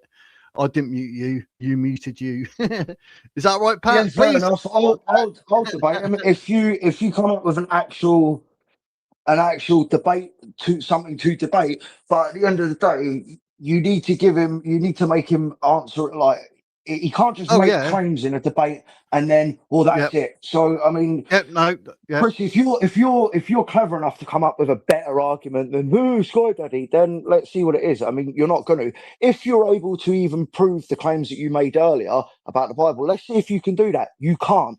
So it'd be interesting to see what you do. But you're a mug, so I doubt it. No, let's not say the personal insult type. He's not a cup of He's a coffee. mug. At the end of the day, he decided to. So let's do it. But we could maybe debate like, is Islam inherently violent, or we can say like about Aisha or something. Debate that all day long.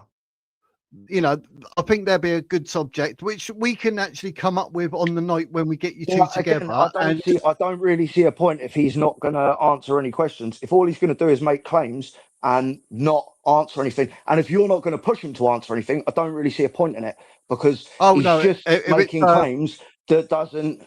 So I mean, again, I'll give him the chance. He can go back and say what he was claiming earlier was nonsense, but he doesn't. He just keeps doubling down on it. So I don't. It's a fruitless debate. It doesn't. There's no point in it otherwise.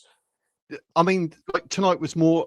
I thought was going to be more just general a discussion of, and then maybe a little bit of debate here and there. But obviously next time it'd be like you get to talk for say 10 minutes, he gets to talk for 10 minutes, then you get a 5-minute rebuttal each, and then you can take like 3 minutes each and go each way. Do you know what I mean? And I'll do obviously that. end of the day, the people in the chat I'll put a vote thing up Well, to people say, already you in know, the chat, the people in the chat already know he's a mug. So at the end of the day, the debate's already over. but I mean, and also if you want to bring anything up on screen, you have the ability, you can actually present it, or you can put the links. I was saying that, no, you can't do the links, but I think you can do in the back end, you can put present, bring it up, and then I can bring it up on screen. So you can actually have things on screen as well. And that'll help you debate if need I mean, be. not that any of that will matter, because I mean, you can show Chrissy proof of these things, and it just goes straight over his head anyway. So, I mean, again, I'll do it. But if if the first round just turns into Chrissy making claims that he's not gonna back up, I don't see a point in me wasting my time. I mean, I will, there's I no will, fucking point. I'll be looking it up myself as and when a claim is made. I will be looking it up myself, because if it's wrong, I will then put it on screen and say, hang on a minute. And like you say, it's a debate, so it's not about opinion, it's not about views. We're going to be talking facts about. So I can look But that that's up. all of this has been Chrissy's opinion. There's not been been one fact so far. There's not been one Yeah, fact. It's all just Chrissy's exactly. opinion. So That's why I'm saying I didn't think it was a debate. I thought it was more chit chat, because it's his opinion. You were saying your bits that had facts within it. I get that, but obviously it'd be different in an actual debate. So, you know, if he wants to make a claim and say, oh, 20% said such and such, I will be looking that up, and I will bring it up on screen to prove it or I disprove mean, it. if that And is it'd the be case, fair. then it's not gonna the debate's not gonna last very long, because I mean, what has he got to pull up? But yeah, fine. If he wants to, and I'll act civil as well. But if he starts, acting like a child again, I'll throw my toys out the pram twice as hard. So that's how it works. It'd be interesting. All right, Pat. Thank you very much, mate. It's been a pleasure having you up, sir. And yes, Always a pleasure, Wiz. Always a pleasure. You're very passionate. I like passion. It's good. It's always good. But yeah, brilliant. Happy days. Okay, then, right. I'm going to remove you from the screen, Pat, and then I'm going to say my last bit with Chrissy, and that'll be it for the night, ladies and gents. So take it easy, Pat. I appreciate being on the channel and your support when you do your super chat. So I can actually talk to you face to face and say thank you. So yeah, and it'd be marvelous to get you up in the future, mate. So brilliant. Thank you very much, the work mate. you're doing as well. You're smashing it. I'll do what I can, mate. I'll do what I can. But people like you make it all worthwhile, because I get to meet new people. So I love it. Happy days. So take it easy, mate. See you later. Right, Chrissy, let me unmute you, sir. So yeah, you heard what we said, mate. Are you up for the debate? You know, I can bring up proof to the debate, mate. My daughter has just informed me that she's looked up a few quotes and she'd like to say them on Wednesday, 7:00. Is it? Yes, 7:00 we'll be here. So yeah, if you got quotes and that, happy days. Yeah, I've just got to check that out with my missus. But the thing is, I mean, Pat just can't debate. He can't debate. And the question I'd like to ask him is, can he prove that God exists? Any of them? Well, I was reading something earlier that's saying science can't disprove that God. Yeah, but not being able to disprove something is to be able to prove it. So you can't prove that God exists. It's not a good argument, is it? You can't disprove it. Yeah, we can't disprove it. You're like, but yeah, I mean, well, the thing is, God's mate, there's no sky daddy that's ever been seen or proven to be around. That's the simple one. I've not had to go personal with Pat. He's been shouting at a young lady tonight, calling her a mug and whatever else, and using the C word and stuff like that. That is typical far right playbook. There's no need for it. I know you did, mate, and I thank you for that. But it's not for you to make an apology for him. He has shown himself right up tonight. Yeah, I mean, I bet you he goes on about how he wants to sort of like, look after women and girls and stuff like that. And it turns out that there he is. He's got the young lady that has forgotten more than he ever knows about her history. Yeah, and he's not even listening to her, and he's mouthing off to her. That is not a gentleman. You know, he needs to learn how to debate. I'm here to chat. Yeah, I'm here to talk. I'm here to learn. I'm here to hopefully understand. He's just there to give abuse and call people a mug and all that sort of stuff. You know, the That'll be geezer's a different wally. next time it'll be a proper debate. Well, I mean, we won't have any like personal that'd be nice, insults. mate. I've said it a couple of times, but it will be a proper debate. You both get your time allotted and you can say whatever. If for any reason Pat's not about, then there's always Jake. I'm sure he'll come up and debate you or Jake, whatever. I spoke to Jake last night. Jake's a good guy. Yep. But I think it'd be interesting. I think it's fascinating to get your side for how you think and what you say and what they say. Do you know what I mean? It's not about me and my personal view on this. It's listening to you both. I find it quite interesting, and I spent most of my life like you, to be honest. And obviously, if I hadn't died, I'd probably still be the same. But obviously, I've changed. Yeah. But it's me to say whatever to you. I'm not here to preach. But well, I'm glad you came back. Yeah, me too, mate. Bloody hell. Yeah, just thinking about the fact that I couldn't have, it was so weird, mate. Oh, crazy, crazy time, mate. Never again, never again. But, until the last time. Yeah, that's it. Once is enough, mate. But yeah, that's brilliant. No, So, the problem we've got in this world is that we come at each other from the basically from the battlements of the castles, when what we need to do is meet in the common ground in the middle. And I understand that, you know, my opinion isn't going to count for much, but if I can chip away at the armor that some of the, you know, how can I put it, some of the more aggressive people have, then that's great. Yep. Because, you know, there's so much fucking propaganda and bollocks out there. And as I said yesterday, it's not necessarily about the left versus the right. It's about the top versus the bottom. You know, and whilst we're sitting here arguing about Sky Daddies, they're sitting there taking all the money and making sure that, you know, we've got literally fuck all and chipping away at what we have got to see if they can squeeze anything more out of us. So, you know, the more people that can come together is, you know, it will eventually force a change, probably not in our lifetime, because the system is set up to keep the, you know, the poor people poor and the rich people rich and the super rich fucking rich. So, you know, and that's what we really need to go look at. And we're not going to do that whilst we're talking about sort of like, you know, 2-century-old religions and whatever shit like that. That's just, we need to get away from the mysticism and have a look more at the logic and, you know, that's all like what we can actually do to affect, you know, real change. So yeah, I get that, bro. It's been emotional. Oh, it's been something, can it? It definitely has, mate. It definitely has. But yeah, Pat showed himself up, showed himself for what he really is. Yeah, well, I'm Pat. God's sake, Pat. Oh, I feel like it's EastEnders, Pat. But yeah, no worries, mate. I used to work on EastEnders. Oh, did you? Bloody hell! Happy days. Yeah, used to do security there. Nice. Oh well. Interesting that. But that's not. Yeah, I bet. Oh, Robin Williams, he's a god. I mean, there I am saying there are no gods in the world. Robin Williams, if there ever was a god, Robin Williams was brilliant, mate. Love Robin Williams. Yeah, without a doubt.